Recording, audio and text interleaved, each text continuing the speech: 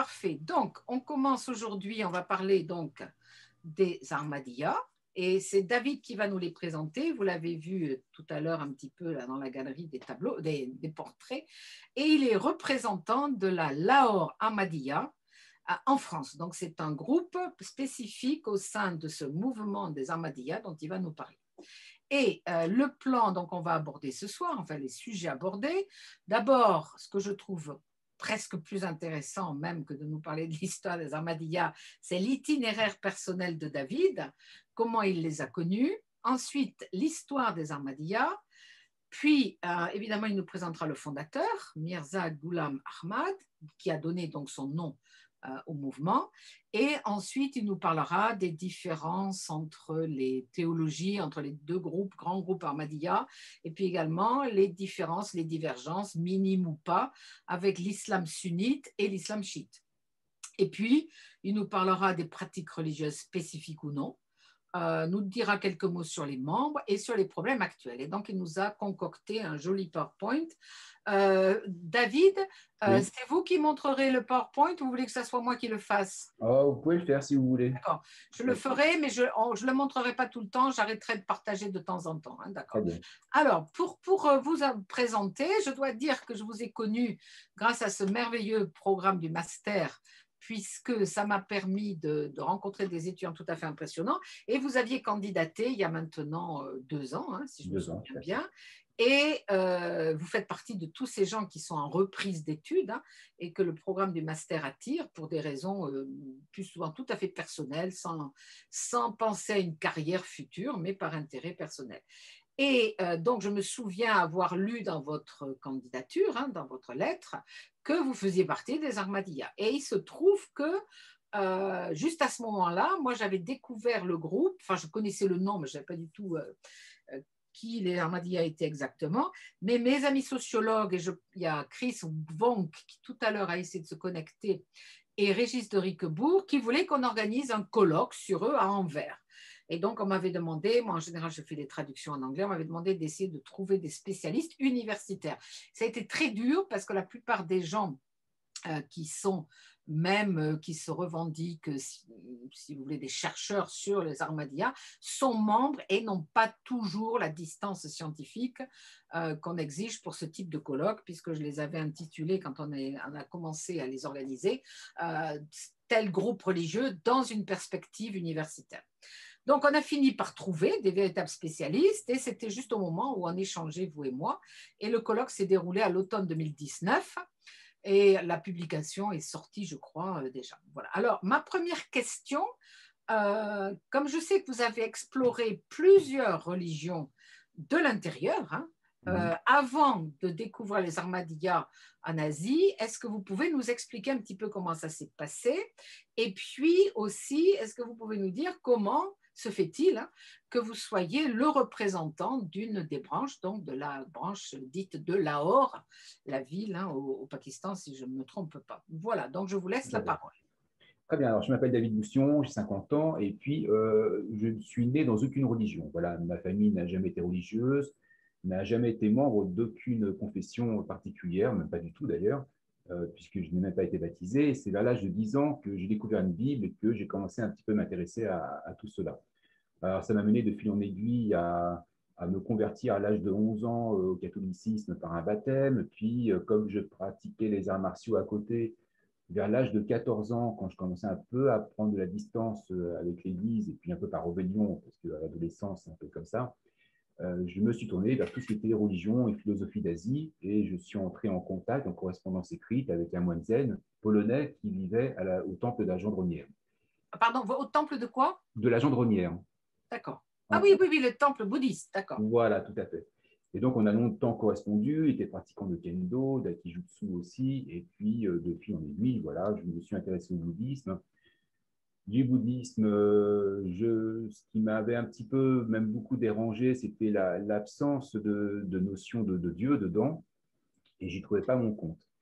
Alors, ce que je racontais, ça paraît à part, mais en fait, c'est très important. Vers l'âge de 17 ans, je me suis retrouvé embrigadé par certains gangs voilà, sur la région parisienne, auxquels j'ai fait partie. Et j'ai eu un besoin à un moment donné de me ressourcer. Alors, pour le dire clairement, c'était des skinheads. Voilà. Et donc, j'ai cherché à me retrouver au travers de mes racines. Je suis beaucoup allé en Bretagne, j'ai essayé de rencontrer des groupes druidiques, alors franchement très très proche de l'extrême droite, hein, il faut dire ce qui est. Et puis je me suis aperçu que c'était surtout des pratiques folkloriques. Il y avait certains universitaires de Rennes 2 qui essaient de faire des reconstitutions, mais c'était mêlé à de l'idéologie politique. Attendez, Molly, tu écoutes, est-ce que tu dois les connaître, toi, là-bas, parce que tu es à l'université de Brest? Pardon, allez-y, allez-y, allez-y, C'est David. Guyon-Var et Leroux. Je ne sais plus Oui, s'ils y sont oui, encore. allez-y, allez-y, allez-y, oui. Et puis, voilà, à un moment donné, je me suis dit, bon, bah, tout ça me paraît être un peu une mise en scène, quelque chose de très théâtral et surtout très idéologique. Et je vais essayer de retourner aux racines même, finalement, de ce qu'aurait pu être le druidisme et qui est encore vivant, c'est-à-dire l'hindouisme. Alors, pour cela, j'ai commencé à fréquenter des temples hindous en région parisienne, dont le mouvement Hare Krishna. Et à 24 ans, je prends un sac à dos, un Lonely Planet et direction l'Inde pour voir ce qu'il en est véritablement. Alors, je peux vous demander, est-ce que vous pouvez vous reculer un petit peu Ah, parce que c'est un petit c'est peu mieux. sourd quand vous parlez sinon. Voilà, D'accord, très bien. voilà, voilà. Donc, me voilà parti en Inde avec un Lonely Planet et un sac à dos, avec aucune adresse, sauf des lieux saints de l'hindouisme. Et puis, je vais comme ça pendant un mois dormir dans différents temples, dans des familles. Et là-bas, j'ai rencontré un moine qui réside donc en Inde, dans un temple, et qui est marocain. Et ce garçon me dit que dans chaque religion, il y a un côté ésotérique, et dans l'islam, c'est le soufisme. Alors pour moi, à l'époque, ça ne voulait pas dire grand-chose. Et en rentrant en France, je décide de lire des ouvrages de Rumi, de Ibn Arabi. Je fais la rencontre de Eva de Vitré-Meyerovitch personnellement chez elle en 96. Et là, ce fut la grande révélation. Je décide de me convertir à l'islam, mais via le biais du soufisme et de cet islam ésotérique. Attendez, vous pouvez nous dire la personne que vous avez rencontrée, nous dire un Oui, petit peu, redire et le nom? Eva de Vitré-Meyerovitch. Elle est russe? Elle n'est pas russe, elle est française, c'est une noble française catholique, Meyerovitch, parce qu'elle était mariée à un juif, et elle se convertira à l'islam un D'accord, peu plus tard, et c'était la première personne à traduire les œuvres de Rumi du persan au français. d'accord, Quelqu'un de connu en fait dans tout le monde islamique, et qui par la suite, j'apprendrai, appartenait en fait à une confrérie soufie, la Kadiriya Boutichia, qui est très présente au Maroc. d'accord. Oui, mais c'est quelqu'un que vous avez rencontré ou elle est morte? Ah, elle est décédée maintenant, Ah oui, d'accord, d'accord, mais je d'accord, l'ai rencontrée personnellement, d'accord, d'accord, peut-être, j'irais 5 mois avant son décès. d'accord. Voilà. Et donc, je commence à pratiquer cet islam avec plein de représentations sur un islam assez mystique, assez ouvert et autres. Et puis, je m'aperçois qu'au fur et à mesure, dans la réalité, ça ne correspond pas toujours en fait à la perception que j'en avais. Alors, malgré tout, je continue ce cheminement et en 2001, c'est 2001, comment dire, les tours en fait à New York, hein, l'attentat. Et là, il y a eu comme une espèce de choc, de bouleversement, me disant, bon, il y a quelque chose qui cloche, qui ne va pas du tout. Pourtant, l'islam que moi je perçois doit bien exister quelque part. Et je décide de faire des recherches. Et je découvre l'existence d'une mosquée qui se trouve à Saint-Prix, donc dans le 95, en Val d'Oise, qui est rattachée à un mouvement qui s'appelle la communauté musulmane Ahmadiyya. Alors je les contacte, ils m'envoient des ouvrages, on parle très très longuement au téléphone. Et j'ai été tout de suite séduit par le côté pacifique et surtout le raisonnement logique qui est mis en avant, le côté de la raison finalement, et de m'expliquer que ce qui se passe actuellement, c'est parce qu'il y a une dégénérescence de l'islam et que les musulmans sont de plus en plus attachés à la lettre et de moins en moins à l'esprit. Et c'est ce qui fait qu'on arrive dans ces situations catastrophiques. Alors à l'époque, c'est vrai que je m'étais aussi intéressé au chiisme. Alors je me dis, commence à me parler aussi un petit peu du Mahdi et autres. Et je décide de les Expliquez fréquenter. tout de suite le Mahdi, hein, Oui. parce que tout le monde ne connaît pas, hein. Ah oui, le Mahdi, en fait, c'est la personne qui doit arriver à la fin des temps dans l'islam, mais qui n'est pas le Messie, en fait. C'est celui qui va préparer la venue du Messie. Et je décide de les fréquenter assidûment tous les week-ends. Un groupe très sympathique, on peut poser toutes les questions qu'on veut, même les questions taboues, etc. Et à un moment donné, je décide de les rejoindre après avoir visité le nouveau calife qui se trouve en Angleterre. Au fur et à mesure en fait, de mon appartenance en leur sein, je m'aperçois qu'à partir du moment où on a prêté allégeance, où on est membre de ce groupe-là, il est hors de question de poser des questions. Il est hors de question De poser d'autres questions qui Ah pourraient oui, d'accord. déranger. Voilà. C'est-à-dire, on peut poser toutes questions qu'on veut, même tabou, tant qu'on n'est pas membre. Mais une fois qu'on est membre, ben, c'est un peu compliqué. Voilà. Il y a une ligne à suivre. Et je continue mon bonhomme de chemin, je fais des recherches et je tombe sur un site qui se réclame aussi de la Ahmadiyya, qui se trouve aux États-Unis. Je les contacte et en fait, le responsable, le docteur Noman Malik, qui m'explique par téléphone qu'en fait, le groupe actuel de Ahmadiyya serait une déviance du fondateur et donc il m'invite en fait à les rencontrer, il m'envoie de la documentation, etc. Et de fil en aiguille, ils vont venir me visiter en France. Ensuite, moi, je vais partir pour des raisons personnelles aux Philippines pendant 1 an. Je vais les revoir assez fréquemment là-bas puisqu'ils vont faire beaucoup de missions aux Philippines. Et je décide de les rejoindre. Voilà. Très bien. Très bien. Moi, vous m'aviez raconté un tout petit peu, mais votre itinéraire que je trouve tout à fait passionnant. Et je dois dire que je trouve que c'est le plus, pour aborder une religion, c'est vraiment la meilleure voie, c'est d'interroger des gens qui appartiennent à un groupe religieux. Alors maintenant, est-ce que vous pouvez nous parler, donc on va sortir un petit peu de votre propre itinéraire, est-ce que vous pouvez nous présenter les Ahmadiyya, leur histoire, puisque vous nous avez bien expliqué, hein, c'est un mouvement musulman. Vous nous expliquerez qu'ils viennent du sunnisme hein, plutôt, mais il y a pas mal de rapprochements aussi qui peuvent être faits avec le chiisme. Et voilà, donc je vous laisse présenter le fondateur et je refais un partage d'écran. Voilà. Alors, moi, du coup, j'ai fait mes recherches un peu personnelles. Je ne me suis pas engagé comme ça au niveau de ce mouvement-là. Et puis, j'essaie de comparer, d'être un petit peu, je dirais, le plus objectif possible et avec le maximum de distance. Et dans mes recherches, il s'avère que dans le contexte des Indes britanniques, puisque les Indes sont colonisées par les Britanniques à l'époque, les musulmans indiens sont confrontés à deux choses très, très présentes. La première, c'est l'envoi de missionnaires par les Britanniques pour convertir les gens donc, au christianisme, en jouant justement sur le fait que les musulmans, à l'époque, ne connaissaient pas trop les bases de leur religion, on n'était pas très approfondi dedans, allaient voir surtout les villageois et présenter les choses comme argument, disant que si les musulmans attendaient la venue du Messie, c'est la venue de Jésus à la fin des temps, autant devenir chrétien tout de suite, comme ça au moins ils reconnaîtraient les siens. Euh, à côté de cela, il y avait aussi ce qu'on appelait les Arya Samaj, qui était un mouvement qu'on constitue dans le 19e siècle. Hein. Vous pouvez reprendre le nom, là, pour qu'on l'entende bien. Arya Samaj, le mouvement des Aryens, en fait. Voilà. Les Arya Samaj qui considèrent, enfin, qui vont militer pour une Inde indépendante, mais une Inde hindoue. C'est-à-dire, en fait, essayer d'expurger tout ce qui n'est pas indien et ce qui n'est pas hindou, y compris les musulmans. Donc, il y aura un petit peu, enfin, il y aura beaucoup de prosélytisme, souvent du prosélytisme violent, avec des incitations à soit à devenir hindou, ce qui en fait est impossible, ou soit à partir. Il y aura des réactions par rapport aux musulmans, il y aura un contexte aussi avec le sikhisme qui, voilà, c'est une période très en ébullition et où il y a beaucoup de conflits finalement. C'est quelle date exactement? Je ne sais plus si vous les avez donné les dates. Alors, je n'ai pas donné les dates, mais on se situe vraiment sur la fin du 19e siècle. Voilà, parce que j'ai les dates là du fondateur. Donc là, c'est une photo autour de circa 1897. Voilà. Mais ces dates à lui, vous les avez? Je ne sais plus si je les ai. Alors, je ne les ai pas sur Bon, moi. pas grave. En tout cas, c'est deuxième moitié du 19e. Hein. Oui, d'accord. Voilà. Et on assiste à différents mouvements, comme le mouvement Ramakrishna, etc., des choses qui se passent en Inde à ce moment-là.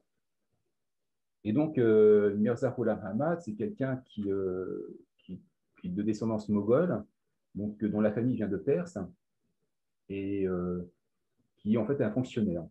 Il est fonctionnaire et à un moment donné, il va se sentir investi d'une mission, celui d'aller se confronter aux missionnaires chrétiens, mais de façon publique. pour pouvoir argumenter justement contre leurs arguments voilà, par rapport au christianisme. Et il va gagner comme cela en popularité. Et à chaque fois qu'il va se déplacer de village en village, de ville en ville, il y a un groupe de personnes qui va se déplacer avec lui, qui va grossir de plus en plus. Et il va gagner ainsi en popularité. À tel point que Mohammed Iqbal va lui être reconnaissant. Lequel Mohamed qui? Mohammed Iqbal. Est-ce que j'ai pas son nom? Ouais, j'aurais dû écrire tous les noms là, oui. Oui, c'est vrai que bon, c'est venu comme ça à l'esprit, mais Mohammed Iqbal fait partie des fondateurs du Pakistan, père spirituel du Pakistan, va lui être reconnaissant en disant que grâce à lui, l'islam en Inde, dans ce continent indien du moins, a pu être sauvé entre guillemets, puisqu'il va permettre justement de redynamiser tout ça et d'apporter une certaine connaissance.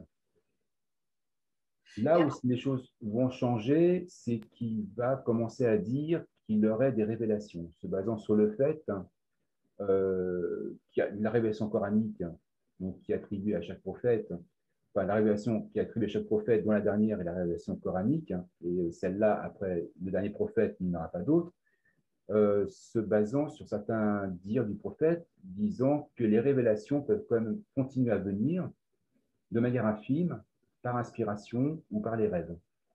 Et donc, il va dire à un moment donné qu'il a reçu une inspiration, qu'il avait cette mission de changer un peu les choses, d'être le revivificateur des religions, de l'islam, excusez-moi. Et de se baser aussi sur un des hadiths, un des dires du prophète, disant que tous les 100 ans, il y aurait un réformateur, un mujahid, qui serait là pour rénover l'islam, pour le revitaliser et lui redonner son sens originel.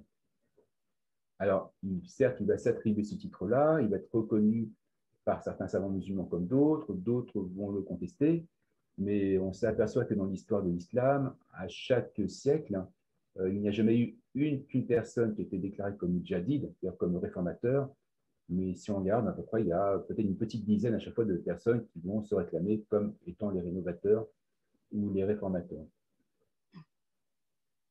Et alors, justement, là, est-ce que vous pouvez, donc, il explique qu'il y a tous les 100 ans donc, des réformateurs de l'islam, donc il en est un, mais quel est après le message doctrinal profond alors qu'il enseigne? Alors, le message doctrinal profond et qui va commencer à créer problème, c'est qu'il va dire qu'il faut voir les choses de manière plutôt allégorique et symbolique, plutôt qu'au pied de la lettre.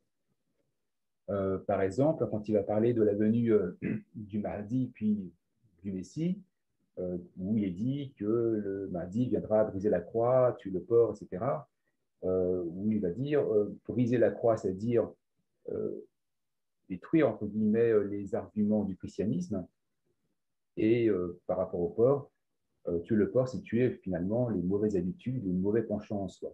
C'est ça, voilà. Donc, il est à l'opposé, je dirais, des wahhabites qui apparaissent à peu près à la même époque, qui sont des littéralistes. Exactement.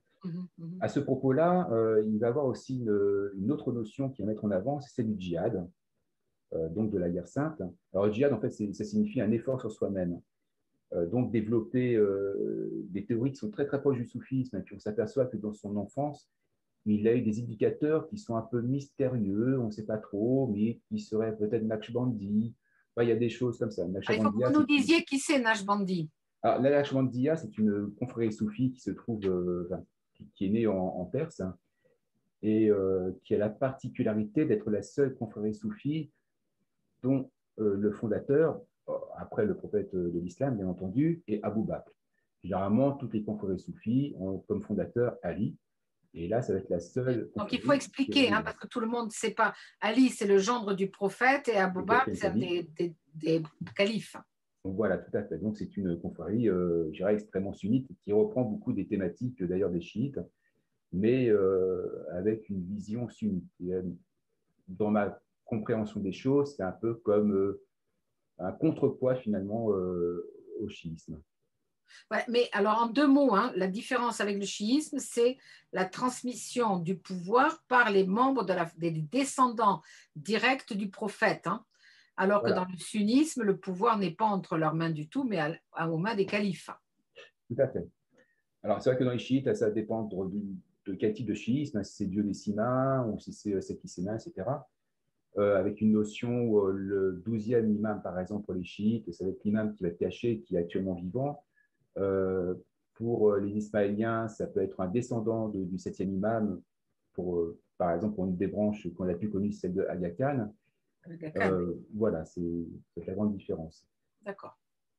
Pour revenir au djihad, justement, donc, qui va mettre l'accent justement sur le travail sur soi-même, ce qu'on appelle l'âme, l'ego, c'est une très mauvaise traduction d'ailleurs, le nafs, et quelque chose qui va faire réagir aussi la communauté musulmane, surtout les savants, c'est de dire que le djihad armé ne peut être que d'autodéfense, mais que tout le reste, c'est-à-dire la lutte armée pour propager l'islam, est abolie.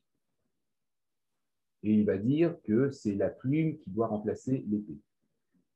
Donc, il va beaucoup axer finalement son mouvement sur l'appropriation et par les ouvrages, et par les conférences, et par les discours, et les échanges de ce type-là.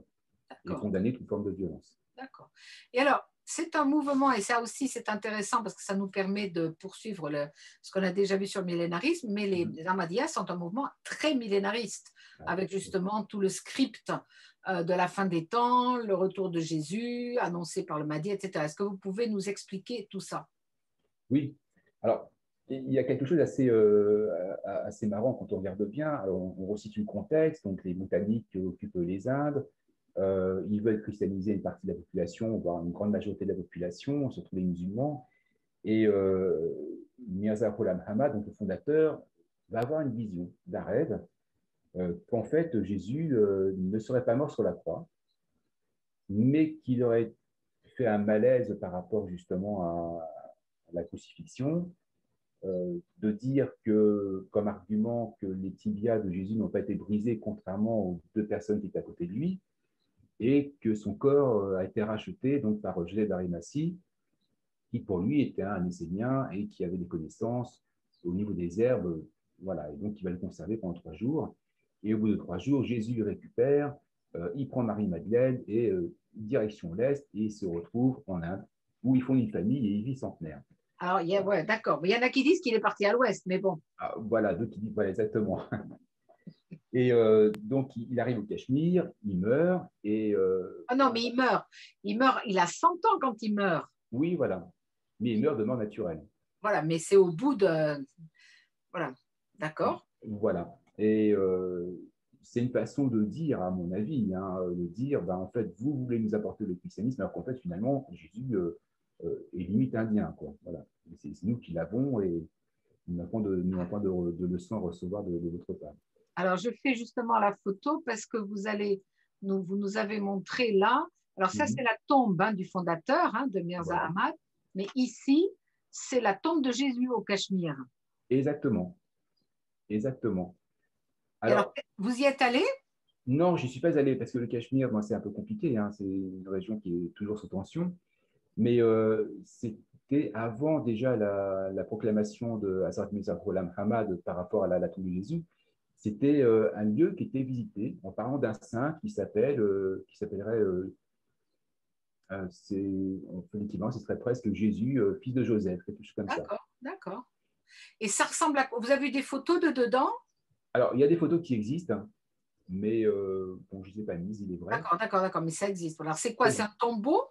C'est un tombeau, comme D'accord. on trouvait dans certains lieux de pèlerinage soufis ou chiites. Et d'ailleurs, ce qui est assez intéressant, c'est que j'ai découvert aussi, c'est qu'à cet endroit même, à côté de ce personnage-là, qui serait Jésus, il y a la tombe d'un descendant du 8e imam chiite. D'accord. Oui, puisque dans le chiisme, il y a tous ces imams qui se succèdent jusqu'au 12e. C'est pour ça qu'on les appelle duodécimains. Voilà. D'accord, très bien. D'accord. Alors, je reste. Alors donc, expliquez-nous alors le script de la fin des temps, donc dans ce cas-là. Il est mort, il est enterré là, Jésus. Qu'est-ce qui se passe à la fin des temps? Alors, il va dire, en fait, il est mort parce que le Coran dit que tous les prophètes meurent. Et que pour lui, il paraît incohérent que Jésus meure plus tard que le prophète de l'islam. D'accord. D'un point de vue chronologique. Et donc, par rapport à la fin des temps, moi, j'avais posé la question, puisque en fait, pour résumer, il y a deux groupes. On va voir tout à l'heure les Qadianis et puis les Lahoris. Les Qadianis sont persuadés que le fondateur était le Mahdi et le Messie en même temps. Et j'aurais posé la question, mais alors si le Mahdi et le Messie est arrivé, comment se fait-ce qu'il y ait tant de chaos en ce monde? Et il m'avait dit, ben, en fait, ce n'est pas quelque chose qui va prendre de façon immédiate, mais si le Mahdi et le Messie est arrivé, c'est un processus qui démarre, et s'il y a un tel chaos, ce chaos, il est en dehors de notre communauté. Ah oui, ça c'est intéressant. Oui, d'accord. Voilà. D'accord. C'est vrai, quand on les fréquente, du moins les Qadianis, ce mouvement majoritaire, Des Ahmadiyya, hein. les C'est Ahmadiyya, des voilà. Ahmadiyya, oui. Ils sont très, très organisés, très calmes, tout semble aller très bien. D'accord.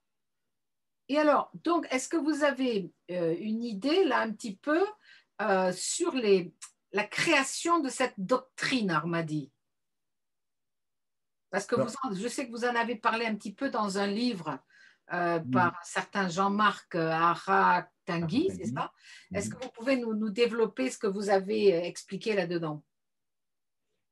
Alors, moi, j'y ai trouvé, ou du moins, c'est ma compréhension, une influence assez présente hein, du chiisme, bien que les Ahmadis se réclament de l'islam sunnite avec une école juridique hanafite. Mais toutes les thématiques qui sont des thématiques qui sont reprises par le chiisme et aussi par le soufisme. Toujours dans mes recherches, j'ai appris aussi que ça ils ne le disent pas, hein, mais que le fils du fondateur, par exemple, était quelqu'un qui était un assidu et de la lecture du Coran et du Matnaoui de Rumi. Et tout ça me laisse Rumi, penser. dites-nous qui est Rumi, hein, c'est un poète Rumi, voilà. perse. Hein. Voilà, Rumi, en fait, c'est en perse. Et c'est un soufi, en fait, un maître soufi, Maulana Rumi, qui est le fondateur, entre guillemets, de l'ordre des derviches tourneurs. D'accord. Très bien. Et alors, ce monsieur-là qui a fondé, je ne sais pas si on peut en parler ici, mais le livre là, de ce monsieur qui s'appelle Le Grand Orient arabe, écuménique. Est-ce que vous Voilà. pouvez nous expliquer un petit peu le titre? Parce que ça évidemment, ça évoque le Grand Orient de la franc-maçonnerie. Ça a un lien avec la franc-maçonnerie musulmane? Alors, ce qu'a créé ce monsieur, Jean-Marc Arintigui, oui, ça a un lien avec la Jean-Marc, donc, franc-maçonnerie. Tanguy, c'est ça? Voilà, c'est ça. Ça a tout à fait un lien. Ce monsieur était déjà franc-maçon. En arrivant en France, puisqu'il est libanais, il a décidé de créer son propre ordre où il fera quelque chose d'œcuménique, mais pas au sens chrétien du terme, dans un sens beaucoup plus large, où il inclut les doctrines ésotériques musulmanes, druzes, chrétiennes d'Orient, et puis du judaïsme. D'accord, d'accord. Mais il n'y a aucun rapport, par contre, avec l'Ahmadiyya. D'accord. Ah, c'est ça, il n'y a aucun rapport avec les Il n'y a aucun Ahmadiyya. rapport. D'accord, Même s'il en cherche, il n'y en a aucun. d'accord, d'accord. Donc, c'est juste un livre et vous avez fait un chapitre là-dedans. D'accord, très bien. Voilà. Et alors, est-ce que vous pouvez nous expliquer un petit peu maintenant? Alors, je montre la tombe là. Ensuite, je montre. Alors, je pense qu'il faudra en parler peut-être simplement à partir du moment de le fameux minaret blanc. Est-ce un lien évidemment avec la fondation du mouvement? Vous pouvez nous expliquer? Oui, tout à fait, parce qu'en fait, dans les signes de la fin des temps, donc, ils sont assez peu clairs, hein, parce qu'on trouve des choses parfois contradictoires, et puis c'est pas chronologique. On trouve ce hadith, donc ce dire du prophète, qui dit que le Messie arrivera sur un minaret blanc à l'est de Damas. Et les fondateurs de la branche majoritaire vont dire, en fait, à Qadian, au Pendjab, où vivait justement le fondateur, et qui priait très souvent et résidait très souvent dans cette mosquée, où il y a un minaret blanc, qui est très particulier en Inde, ça correspondrait à l'est de Damas, puisque l'Inde est à l'est de Damas. Donc, D'accord, oui. pour... C'est vaste, hein, l'Est de Damas. Hein, C'est très vaste. Hein. D'accord. Et alors, justement, est-ce que vous pouvez nous expliquer, puisque vous nous parlez là de Qadian, la ville, est-ce que vous pouvez nous parler à ce moment-là de la scission au sein des Ahmadiyya, à ce moment-là, entre les Qadianis et les Lahore? Oui, tout à fait. Alors, en fait, personne n'est éternel, et bien sûr, le fondateur décède un jour. Et à partir de là, c'est vrai qu'il n'a pas donné de consigne véritable à ce niveau-là, au niveau de la succession de sa communauté. Il va y avoir un collège qui va se regrouper et qui va élire en fait le premier calife. Et ce premier calife ne va pas vivre très très longtemps. Et à son décès, pareil, il n'y a pas de deuxième calife qui est décidé. Et le fils du fondateur, qui je crois à l'époque avait 24 ans, va dire quelque chose d'incroyable. Il va dire, en fait, mon père m'a confié secrètement, il a dit à personne d'autre, qu'en fait, il était le Messie, le Mahdi, mais aussi un nouveau prophète. Et qui ne le suit pas devient mécréant, y compris les musulmans, et même s'ils n'ont jamais entendu parler de son message. Là-dessus, le secrétaire personnel du fondateur, qui s'appelait le Maulana Mohammad Ali, va reprendre les choses, va dire non, non, hors de question. C'est pas du tout vrai, j'ai toujours été avec ton père, et il n'a jamais dit cela, et il n'y a pas de prophète après le prophète de l'islam. Et il n'a jamais clamé être le Mahdi ou le Messie. Il est juste un Moudjahid, le rénovateur, le fondateur de l'islam. Et à partir de ce moment-là, dans les années 20, il va y avoir une scission. Et puis le Maulana Mohammad Ali, donc le secrétaire du fondateur, va partir dans la ville de Lahore, où il va créer justement sa branche. Et D'accord. ceux qui restent avec le fils du fondateur restent à Qadian et deviennent ce qu'on appelle des Qadianis. D'accord. Alors, les personnages que je montre là maintenant, vous pouvez nous les expliquer. Donc, à gauche, c'est le fondateur. Hein. Voilà, tout à fait. Alors, les califes, là, vous pouvez nous les présenter? Alors, le premier calife qu'on trouve voilà, en haut à gauche, c'est Celui-là. celui qui va être commun, voilà. C'est celui qui va être commun finalement et au Lahori et au Qadiani. C'est quelqu'un qui a beaucoup œuvré, qui a été à l'origine de la première mosquée en Angleterre, de la première mosquée aussi en Allemagne, qui a fait beaucoup de travail à ce niveau-là de propagation au niveau de l'islam. Même en Allemagne, alors. Même en Ils Allemagne, sont allés assez vite en Allemagne, pas juste en Angleterre. pas qu'en Angleterre. Et d'ailleurs, le premier converti à ce mouvement-là est un Américain, c'est le consul des États-Unis qui résidait aux Philippines à cette époque-là. Et alors, comment ça se fait? Parce que les Philippines, c'est quand même majoritairement catholique. Alors, je sais qu'il y a quelques musulmans, une Exactement. minorité musulmane, mais comment ça se fait comment se sont passées les rencontres, surtout avec le consul américain qui devait être protestant sans doute? Ben voilà, en fait, ce consul résidait dans l'archipel de Sulu, à l'ouest de Mindanao. C'est une partie qui est totalement musulmane. D'accord. Et Et il a découvert des ouvrages du fondateur de la Ahmadiyya. Il a voulu écrire, bon, il était déjà décédé, donc il avait envoyé des courriers. C'est tombé entre les mains du premier calife qui a envoyé un missionnaire depuis l'Inde et qui était à sa rencontre. Et la conversion s'est faite aux Philippines. d'accord, c'est intéressant tout ça. Oui, oui, d'accord. Oui. Alors, après, celui-là, là, Oui, là, Khalifatul Masih. voilà. Alors, c'est ce qu'ils appellent la branche Qadiani, le fils du Messie promis. C'est lui qui va créer la scission, qui va dire que son père lui aurait dit secrètement qu'il était prophète, un nouveau prophète après le prophète de l'islam, qu'il était le Messie et le Mahdi. Et c'est lui qui va vraiment organiser les choses au niveau du mouvement de manière assez autoritaire, puis on le retrouve d'ailleurs dans le mouvement actuellement, et qui va déclarer mécréant tout musulman qui ne reconnaît pas son père comme prophète. Donc, c'est un petit peu là, quand on étudie les religions, il y a le fondateur qui est celui qui a les grandes idées métaphysiques, mais qui n'est pas forcément un grand organisateur. Et ensuite, Voilà. il y a le successeur qui organise le mouvement. Et ce Voilà. qui fait qu'il y a toujours de nos jours des Ahmadiyya et même, je pense, de plus en plus nombreux. Très bien. Et alors, Khalifatul Masih IV, celui-là. Alors, celui-ci, j'ai eu l'occasion de le rencontrer. Ah oui, il est toujours en vie, oui, d'accord. Voilà. Après, ce sont les califes qui ont succédé. Je n'ai pas plus de choses à dire. C'est vrai Et qu'il ils a. sont de la famille Ahmad? Non. Ils ne sont pas de la famille, en fait. C'est à chaque fois, de mémoire, c'est un collège de 12 personnes qui va se regrouper et décider du futur calife. D'accord, mais je veux dire, ils ont tous le nom Ahmad, mais c'est eux qui se le donnent. Et je pense. Je D'accord. n'ai jamais posé la question. D'accord, parce qu'ils s'appellent tous comme ça, voilà. Alors ici maintenant, celui-ci, vous pouvez nous en dire quelques mots. Donc, pareil, c'est le fils du fondateur. C'est le même que celui-là, là? C'est celui-là? C'est celui-là. D'accord, ok. Mais il Voilà. n'a pas le même nom. Alors, Moslem Aoud, je crois que ça veut dire en fait le fils promis ou quelque Ah, chose comme d'accord, ça. Voilà. d'accord, d'accord. Ah, une petite précision par rapport à la dénomination Ahmadiyya. Ce n'est pas par rapport au nom du fondateur qu'on pourrait penser, c'est par rapport à un hadith qui disait que le prophète de l'islam aurait dit Mon nom sur terre est Muhammad. Éteignez vos micros, tout le monde, sauf David. Oui, pardon David, oui. Il n'y a pas de souci. Vous pouvez éteindre vos micros.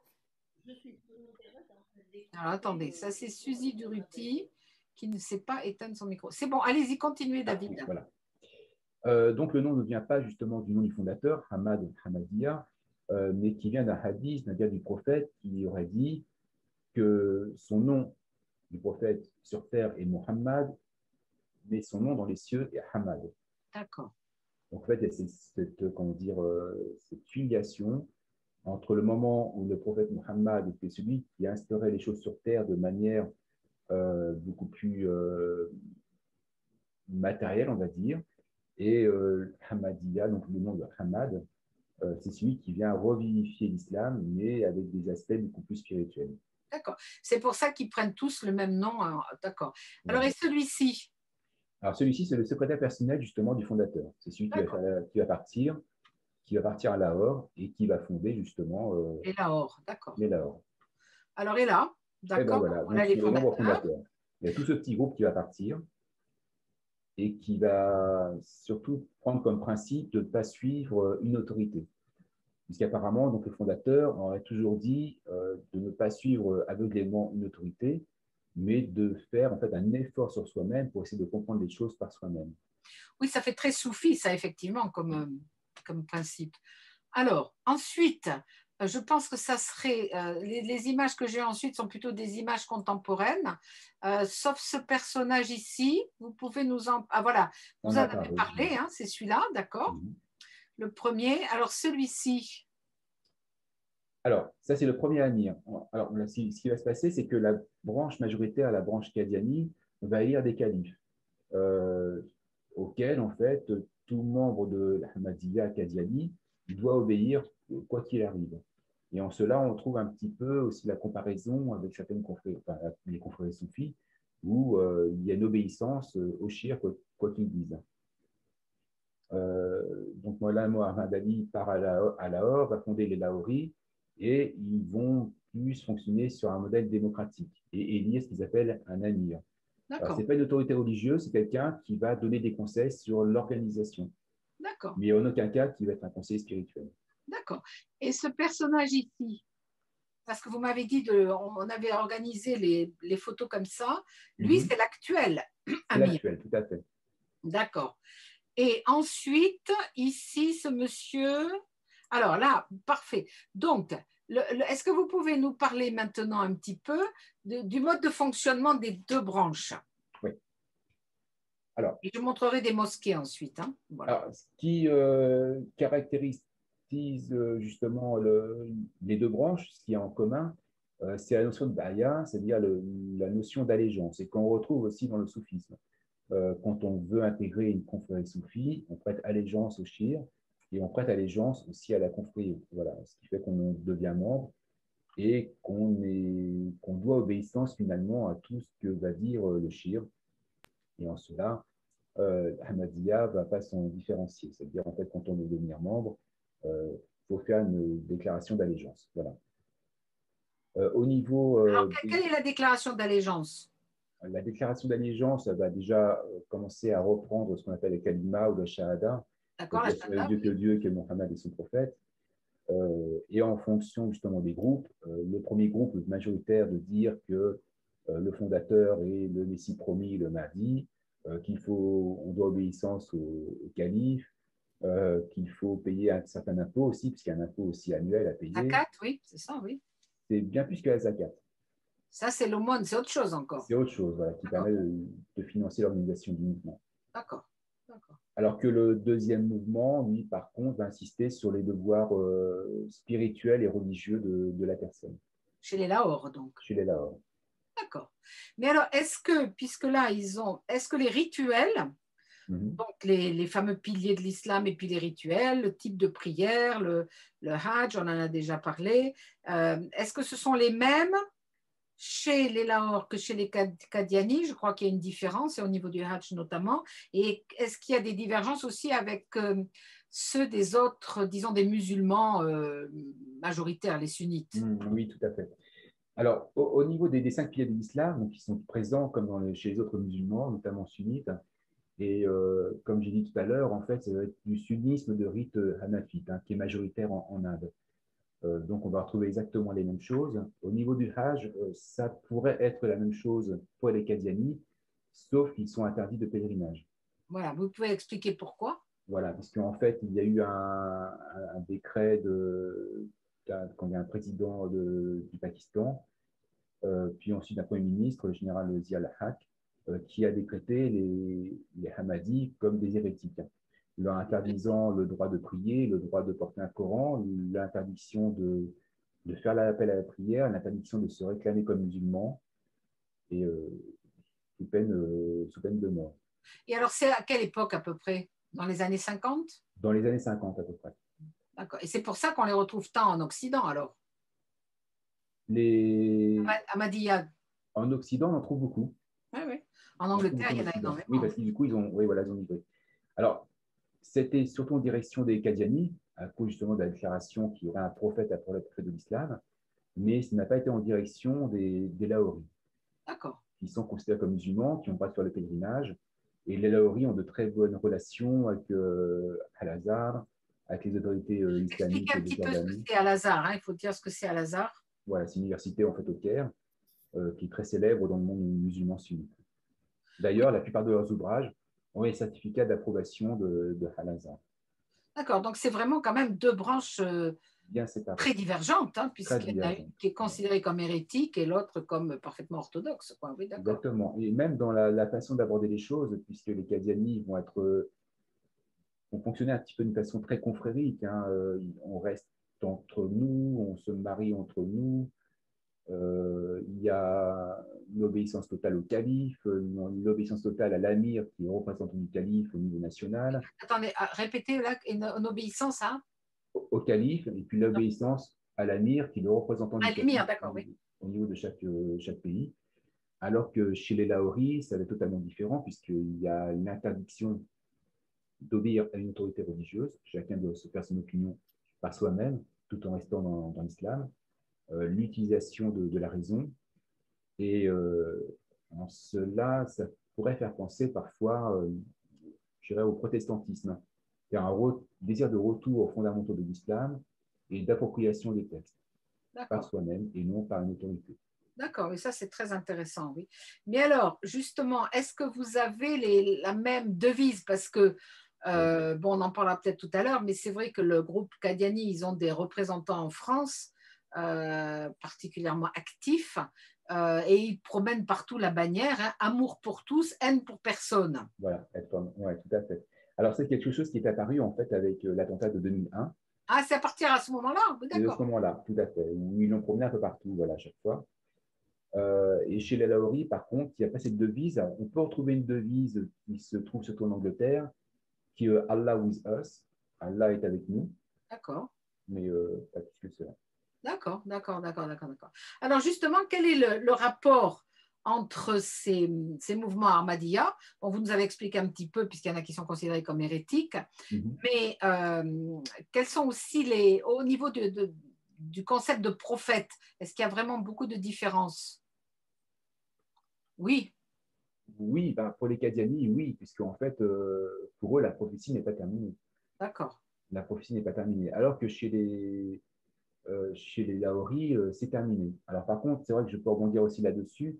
Ils vont se baser sur l'avis de certains savants musulmans, qui est déjà antérieur à eux, hein, qui dit qu'il y a un hadith, des dires du prophète, qui disent qu'il y aurait 24 000 ou 124 000 prophètes et messagers qui sont apparus à chaque époque pour chaque peuple. d'accord. Certains sont cités, ceux qui sont au Coran, et d'autres non. Et que donc il est fort probable que les fondateurs de toutes les religions du monde depuis le début de l'humanité soient des messagers ou des prophètes pour leur époque et pour leur peuple uniquement. D'accord. J'étais en train de me demander, là, en vous entendant, puis après avoir discuté déjà auparavant avec vous, euh, est-ce qu'il y aurait eu, je n'ai pas pensé à en parler avec vous avant, mais est-ce qu'il y aurait eu des contacts avec des théosophes en Inde? Parce que cette C'est vrai. idée-là des prophètes, enfin disons des fondateurs ou des grands maîtres, vous savez, les 124 000 maîtres qui font fonder finalement des religions. Ça, ce sont aussi des très grands concepts théosophes. Alors, je ne sais pas qui a influencé l'autre, mais c'est l'idée que, en fait, toutes les personnes qui ont eu un message spirituel continuent à nous guider. C'est ce qu'on appelle les maîtres élevés, et ils nous envoient des enseignements. Et c'est un mouvement qui a été fondé, enfin on en avait parlé au début à propos de Krishnamurti.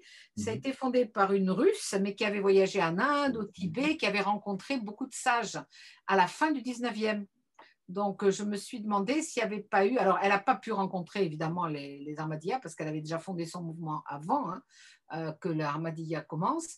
Mais ça serait intéressant, ça a peut-être été étudié de voir s'il y a eu des personnes contacts qui auraient pu répandre un petit peu ce type d'enseignement. Parce que c'est possible. Après, cette notion justement de 124 000 prophètes, c'est quelque chose qui existe dans les traditions de l'islam.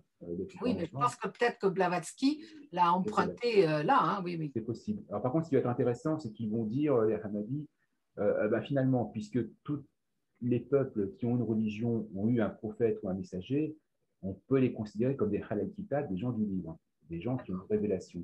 Et donc, du coup, ce ne sont plus uniquement que les juifs, les chrétiens, les zoroastriens, mais ce serait l'ensemble des personnes qui ont une religion. Tout en prenant en compte que la révélation serait progressive et que finalement, un hindou, par exemple, serait respectable parce qu'il est aussi un croyant, parce que ce serait un halal kitab, une personne du livre. Un quoi il serait un quoi hein Halal kitab, les gens du livre. D'accord. Donc, il aura son propre livre, sa propre révélation, mais qui serait resté un petit peu en arrière, puisque la dernière révélation, forcément, c'est l'islam. Donc, la dernière mise à jour, voilà, c'est là. D'accord, ils n'ont pas été remis à jour. D'accord. Bon. Et si je montre d'autres photos là maintenant, d'autres photos de. Est-ce que vous pouvez nous les commenter avant qu'on passe plus particulièrement, ou alors peut-être qu'on peut passer aux Ahmadiyya en Europe, mais si je vous montre ça, bah oui, on peut peut-être passer au dernier point, hein, qui est donc leur présence en Europe, en France, bon, et puis également comment les gens peuvent pratiquer. Alors, est-ce que vous pouvez nous expliquer un petit peu l'histoire de ces mosquées? Oui. Alors, la Walking Mission, donc en Angleterre, c'était la première mission musulmane et la première mosquée. C'est la même, hein? Fondée en Angleterre par des musulmans. Et elle va commencer à attirer des Britanniques qui vont se convertir. Alors, je n'ai pas trouvé, j'avais trouvé auparavant des photos, mais je ne les ai plus retrouvées, mais peut-être sur la précédente, on peut voir, voilà, notamment parmi les convertis, on voit comment ils sont vêtus. Et c'est vrai que ça reste très, très occidental. Hein. Je ne sais pas si vous voyez sur la droite les dames, sur la gauche les messieurs. Il n'y a pas d'obligation de porter un turban ou des choses comme ça? Aucunement. D'accord. D'accord. Alors, par contre, il peut y avoir un mimétisme chez les Qadianis, la groupe majoritaire, un mimétisme avec la culture pakistanaise. Une tendance à s'habiller un peu comme les Pakistanais, alors que les Lahoris vont être très occidentalisés. D'accord. Mais de nos jours, quand vous voyez un Qadiani dans la rue, vous ne pouvez pas savoir que ça n'est un. Non. D'accord. Alors, maintenant, celle-là, mosquée, est-ce que vous pouvez nous expliquer, parce qu'elle est très belle, celle-là. Elle est très jolie, hein. La mosquée de Berlin, donc fondée aussi sur l'initiative du premier calife, et donc qui a envoyé un missionnaire et qui a fondé donc, la première mosquée donc, en Allemagne. Alors, comment il est allé en Allemagne? Comment ça s'est fait? Ça, je veux rien savoir. D'accord. Pardon. Et alors, est-ce que vous pouvez nous dire, parce que c'est des mosquées Ahmadiyya, là, c'est Qadiani, c'est une Qadiani, celle-là. Celle-là, en fait, elle appartiendrait aux deux mouvements. Alors, c'est toujours intéressant parce que les deux mouvements vont s'attribuer la paternité hein, de ces deux mosquées-là. D'accord. Mais si on voit la première mosquée qui se trouve en Angleterre, elle est actuellement dirigée en fait par des musulmans sunnites lambda. Ah, d'accord. Voilà. Donc, ça n'est plus celle-là, la mosquée de Woking, elle n'est plus Ahmadiyya spécifiquement. Voilà. D'accord. Mais celle-là, oui. Celle-là, même plus. Même plus, en fait. Elle n'est plus du tout, en fait. D'accord. Alors, elle a été détruite, il y a au moins un minaret qui a été détruit pendant la Seconde Guerre mondiale. Oui. Et qui a été reconstruit par les Lahoris il y a 20-30 ans. Oui, parce qu'elle paraît tout à fait neuve. Hein, oui, d'accord. Qui a été entièrement retapée, mais qui en fait n'appartient pas officiellement au mouvement Ahmadiyya. D'accord, donc tous les musulmans, enfin n'importe quel musulman peut y aller.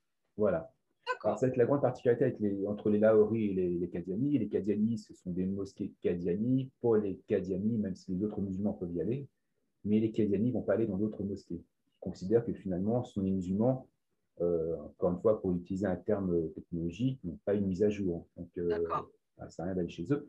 Alors que chez les Lahoris, ça va être l'inverse. En fait, à partir du moment où quelqu'un dit la Shahada, à partir du moment où il dit qu'il n'y a Dieu, que Mohammed est son prophète, il est musulman, quoi qu'il fasse, quoi qu'il d'accord, dise, quoi qu'il pratique ou non. d'accord.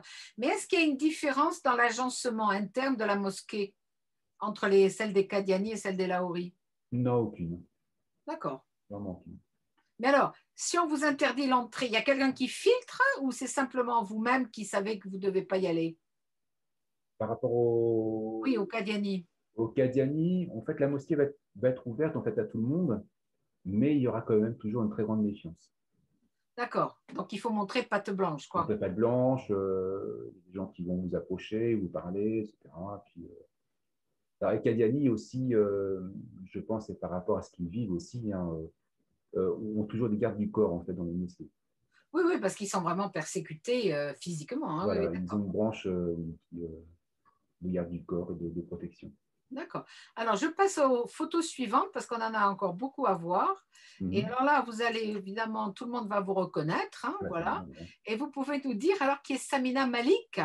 Alors, Samina Malik, c'est l'épouse de Dr Noman Malik. Et Alors, j'ai Dr pas sa Noman, photo à lui ici. oui, C'est voilà, lui là? tout à droite, exactement. Voilà. C'est le petit-fils du Maulana Mohammad Ali. D'accord. Voilà. Et il s'est promis, en fait, de diffuser au maximum les œuvres de son grand-père. Voilà. Alors, ça, c'est Chris Wonk et sa femme, Lydia. C'est ceux avec qui on organise les colloques à Anvers.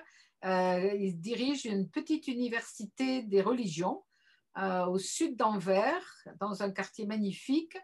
Qui a comme particularité aussi d'avoir un énorme temple jaïn juste à côté, une merveille de marbre de Carrare sculpté. On en parlera peut-être une autre fois.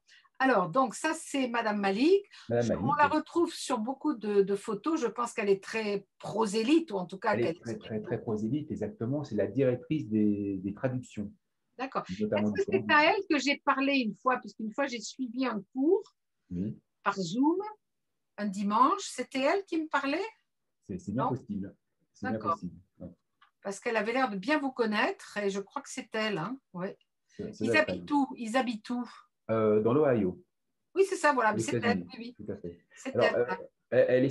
elle est citoyenne américaine, mais d'origine indienne, convertie à D'accord. l'islam. Voilà, puisque son mari donne des cours, c'est ça, le dimanche. Il donne des cours le dimanche, exactement. Oui, oui, j'ai assisté à un cours, mais bon, après, moi, le dimanche, j'avoue que c'est pas très pratique d'assister à des cours. D'accord, très bien. Alors, C'est vrai, dans la démarche, j'en profite aussi.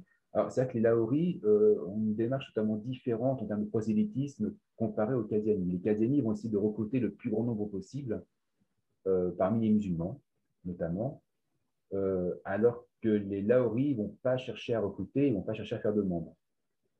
Ils vont essayer plutôt de faire passer leurs idées, de voir avec les différentes universités pour faire des colloques, des conférences, voir les autorités religieuses, distribuer leur littérature, et en pensant que s'ils atteignent les hautes sphères, les choses descendront naturellement sans la base. si quoi, vous pouvez répéter, il pense que s'il y allait. Si on atteint les hautes sphères, Ah finalement, oui, intellectuelles, les choses vont redescendre naturellement vers la base. d'accord, d'accord. Mais il n'y a pas de prosélytisme type j'aimerais bien que vous vous convertissiez. Absolument pas. Alors, j'ai déjà proposé des gens. Alors, moi, j'ai mis 2 ans avant qu'ils m'acceptent. Et il y a une probation à peu près de 2 ans pour savoir, en fait, Ah ouais. Oui, oui, mais c'est elle s'ils que sont j'ai vraiment eu en ligne. intéressés. Oui, oui, oui. Elle était très contente que je l'appelle, mais c'est vrai que moi, les cours le dimanche, c'est un peu compliqué. Alors, est-ce que vous pouvez nous expliquer, c'est toujours elle, hein, là, c'est ça, Tout à Madame fait. Malik, est-ce que vous pouvez nous expliquer là, le contact avec le calife des Mourides au Sénégal, puisque ça, c'est une autre branche de l'islam. Tout à fait.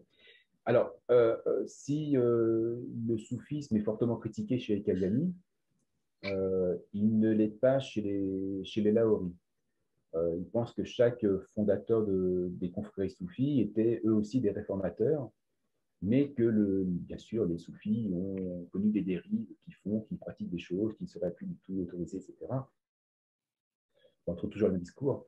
Et leur tendance va être d'aller vers les confréries soufis pour établir des liens et quelque part de servir un petit peu de vecteur pour diffuser leur littérature ou leur commentaire du Coran, etc.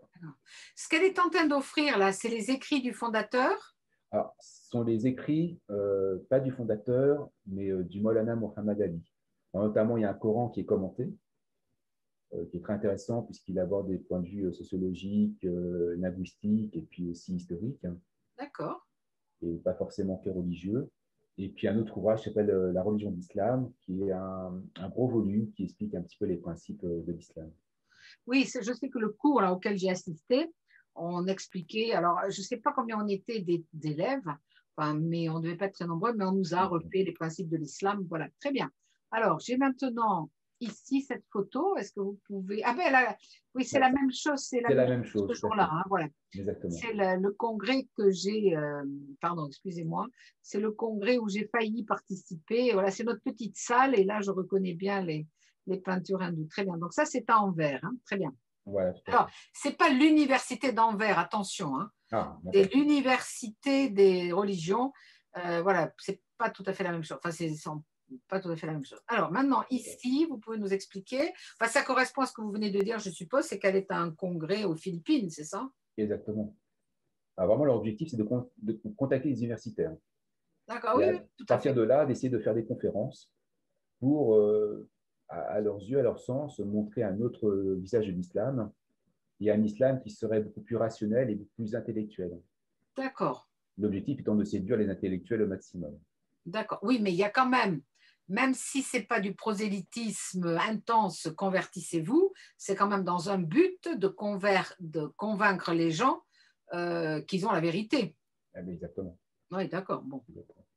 Alors, ici, Alors c'est au voilà, là Mali. c'est au Mali, avec le Cheikh Soufi Bilal, qui est le fondateur d'une nouvelle confrérie qui doit avoir une petite dizaine d'années, qui va reprendre des pratiques de différentes confréries soufis traditionnelles, comme les Qadiriyas, comme les Tidjani par exemple, ou les Mourides, et qui compte quelques millions de membres dans toute l'Afrique de l'Ouest.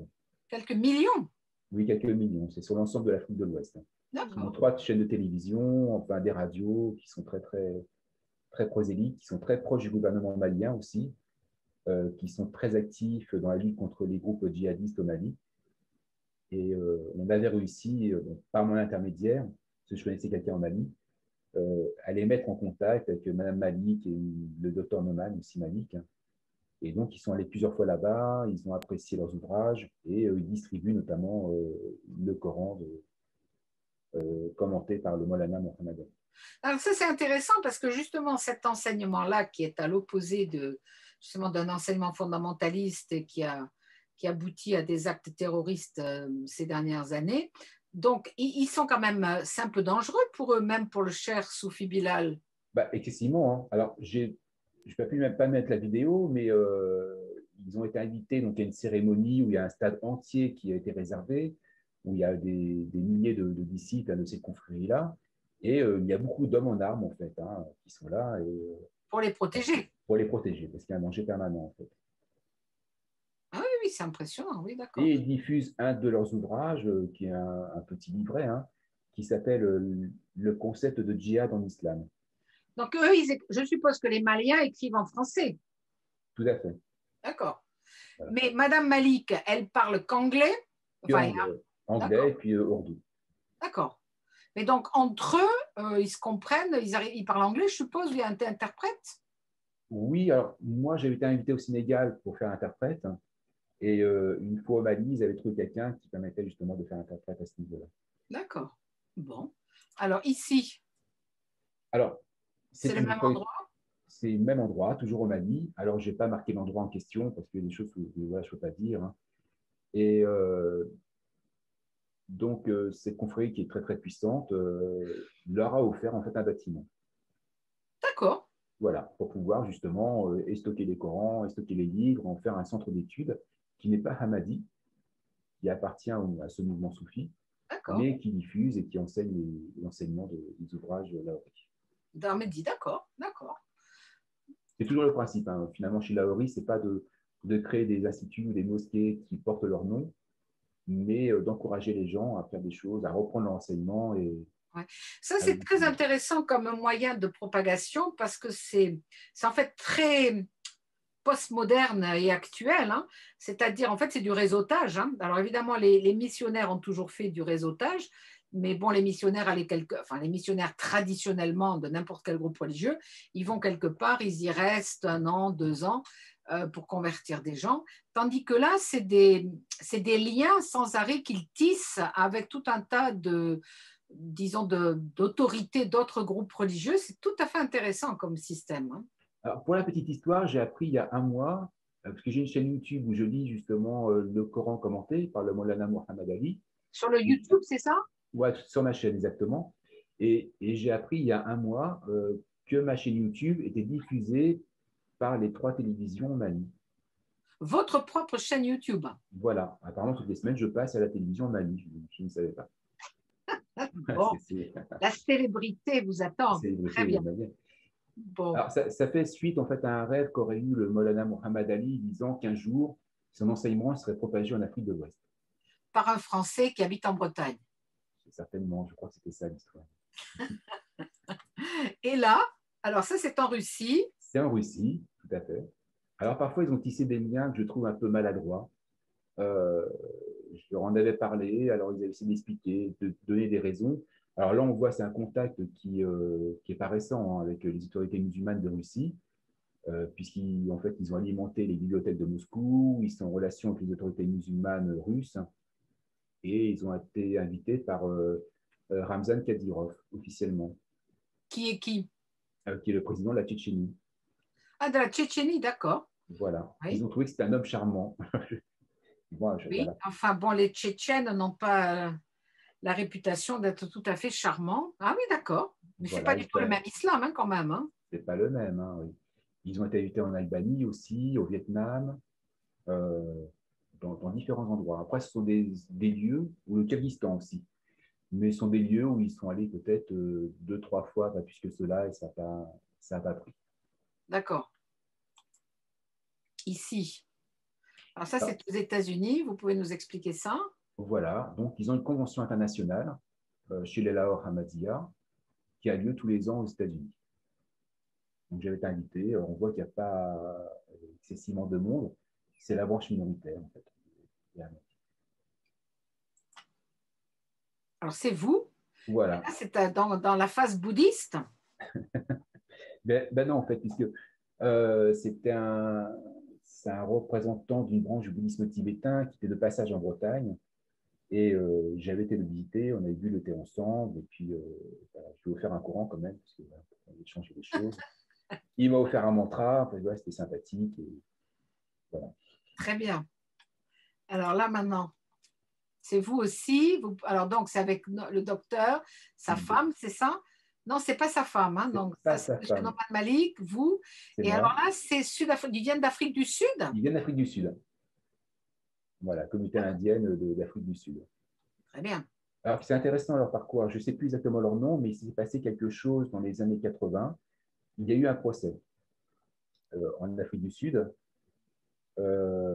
où il y a eu une plainte disant que les Hamadis ne pouvaient pas se revendiquer musulmans.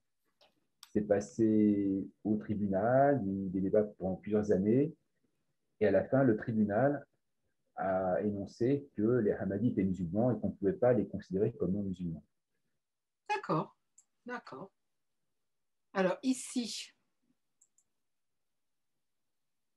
C'est la mosquée qui se trouve donc à Dublin, à à côté de côté, Columbus. à côté de Cincinnati, je suppose.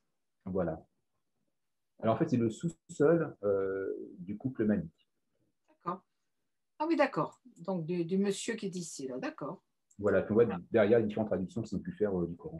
D'accord. Et ici, donc ça, c'est sur les lieux d'origine du groupe. Donc voilà, à Lahore, au Pakistan.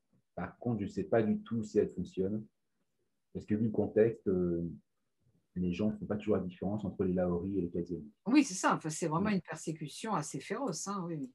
Alors maintenant, celle-là est magnifique. Elle est magnifique, celle-là. Alors, il y a quelques mosquées qui ont été construites par les Lahoris, mais ce ne soit pas leur finalité, notamment au Suriname. où il y a 2 mosquées. D'accord. Elles sont très, très belles, hein. Voilà une autre. Voilà, la deuxième. Donc, ça, c'est la première. Voilà. Et puis ça, c'est la deuxième. D'accord. Alors, elles ont un style particulier, hein. Alors, est-ce que le minaret est blanc pour rappeler les origines du mouvement?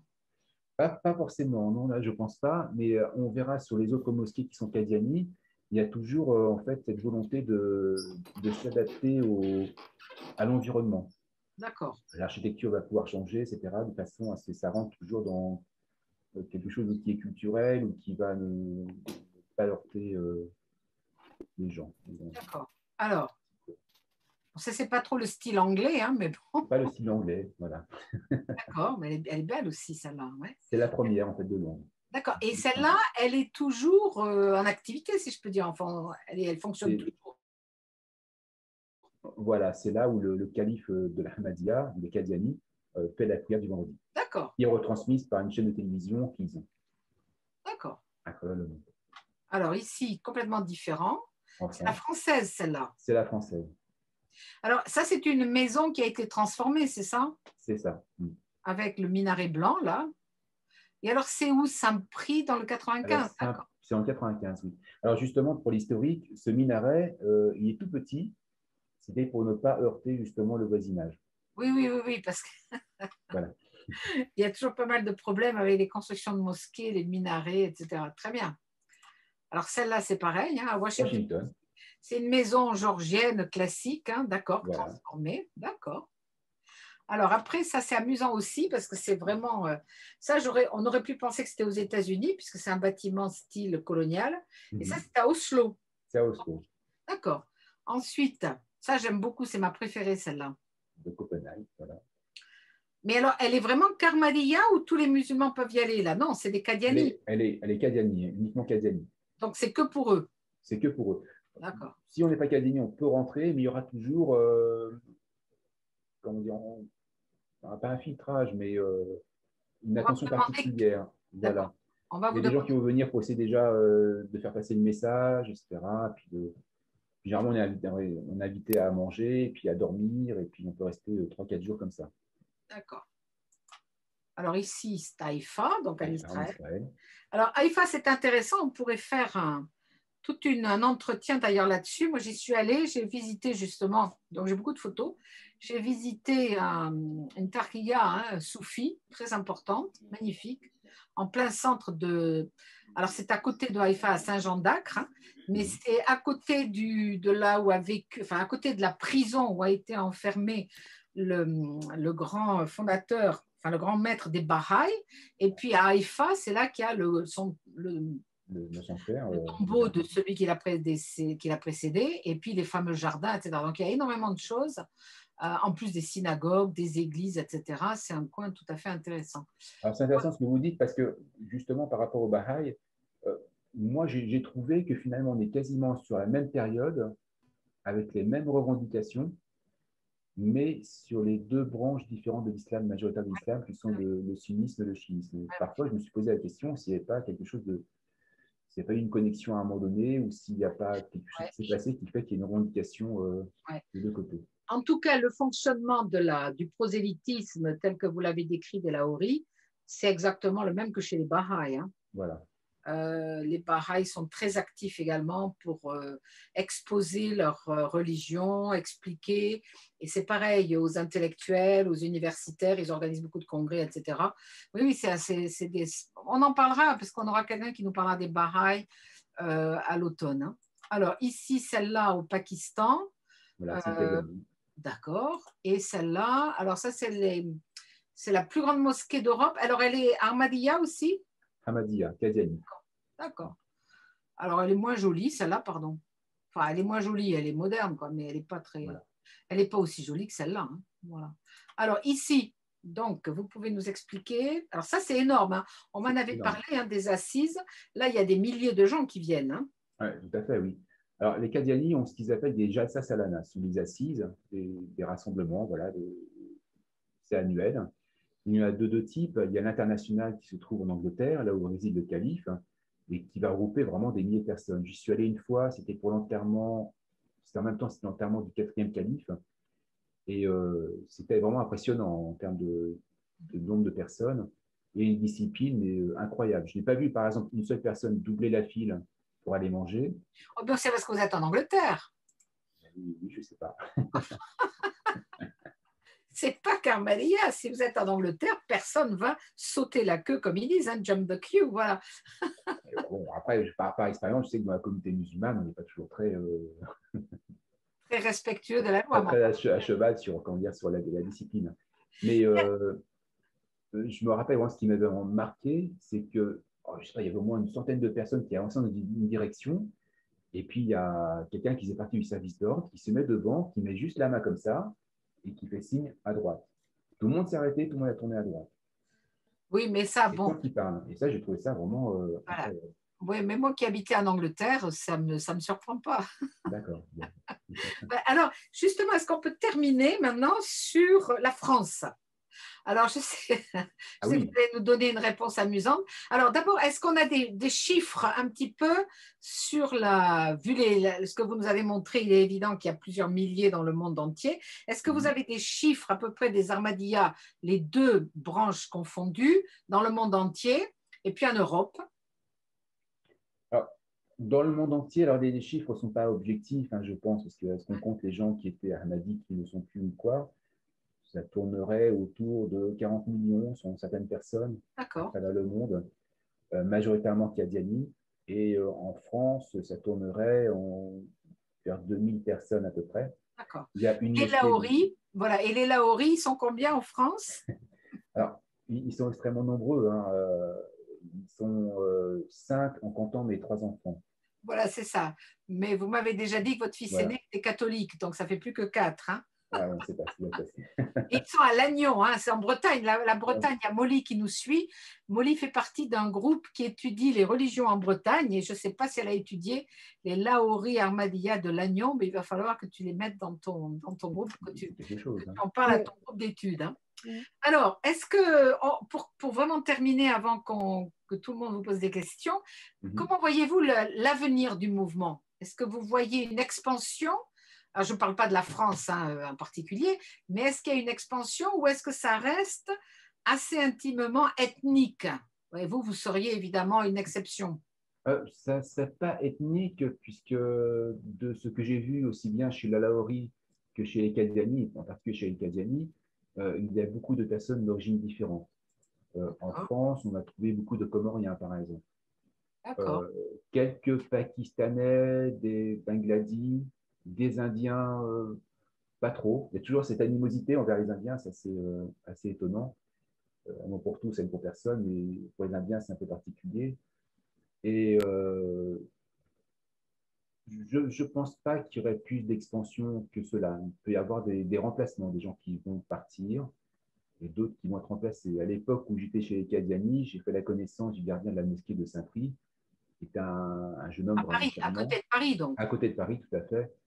Un jeune homme vraiment charmant, très cultivé, d'origine comorienne, et avec qui j'ai passé de très longues conversations, peut-être trop longues, puisqu'à la fin, il a fini par les quitter. Et je crois qu'il est du côté de Marseille. Et, voilà. Et alors, Mais il a été remplacé par quelqu'un d'autre qui s'était converti, etc. Donc, à d'accord. mon avis, il y a un roulement. Mais justement, en France, donc s'il y en a quelques milliers, euh, ils ne doivent pas avoir pas beaucoup de liens avec les communautés musulmanes originaires d'Algérie, enfin d'Afrique du Nord. Est-ce qu'ils sont vraiment à part ou est-ce qu'il y a des liens avec eux dans les banlieues parisiennes Il y en du a, Nord, Marseille et tout ça? il y en a quelques-uns. Il y a quelques Marocains que j'avais rencontrés chez Académie en France, mais ça reste assez rare quand même. Oui, c'est ça. Ouais. Ouais, on va trouver surtout des gens qui viennent de l'Afrique, qui viennent des Comores, D'accord, de l'Asie, d'accord, quelques Français convertis aussi, d'accord. mais ouais, du Maghreb, beaucoup moins, beaucoup moins. Ils ont 2 mosquées maintenant, donc celle de Saint-Prix, donc en région parisienne, et il y en aurait une, mais je n'ai pas les photos, j'ai pas essayé de les trouver, qui serait à Strasbourg maintenant. À Strasbourg, Ouais. d'accord, d'accord. Et apparemment des petits groupes de parole ou de prières, ils disent un peu partout en France, mais je ne sais pas aussi un peu Oui, partout. c'est ça, c'est un petit peu comme les Baha'is. Enfin, les Baha'is, ils ont très peu de lieux de culte, ils se réunissent les uns chez les autres essentiellement. Très bien. Bon, écoutez, je propose maintenant, sauf si vous voulez nous ajouter quelque chose, mais je propose que tout le monde pose des questions parce que c'était vraiment très intéressant. Je vous remercie beaucoup parce que c'est un mouvement dont moi j'ai entendu parler à propos des problèmes de persécution religieuse, hein, il y a plusieurs années, et c'est pour ça que mes collègues avaient voulu organiser un colloque sur eux, mais qui ne porte pas que sur les problèmes de persécution, parce que bon, c'est relativement, enfin, c'est intéressant, mais ça ne nous donne pas à comprendre la religion elle-même. Je voudrais rebondir là-dessus, justement, par rapport aux persécutions. Ce qui va être un peu regrettable chez les Kalyani, c'est qu'il y aura comment dire, parfois une tendance à se servir de la persécution pour pouvoir justement faire du prosélytisme en disant bah, si on nous persécute, c'est parce que nous avons raison. Oui. Et de faire des sites internet, de diffuser des images, de vraiment axer là-dessus et finalement d'utiliser cette persécution pour leur prosélytisme.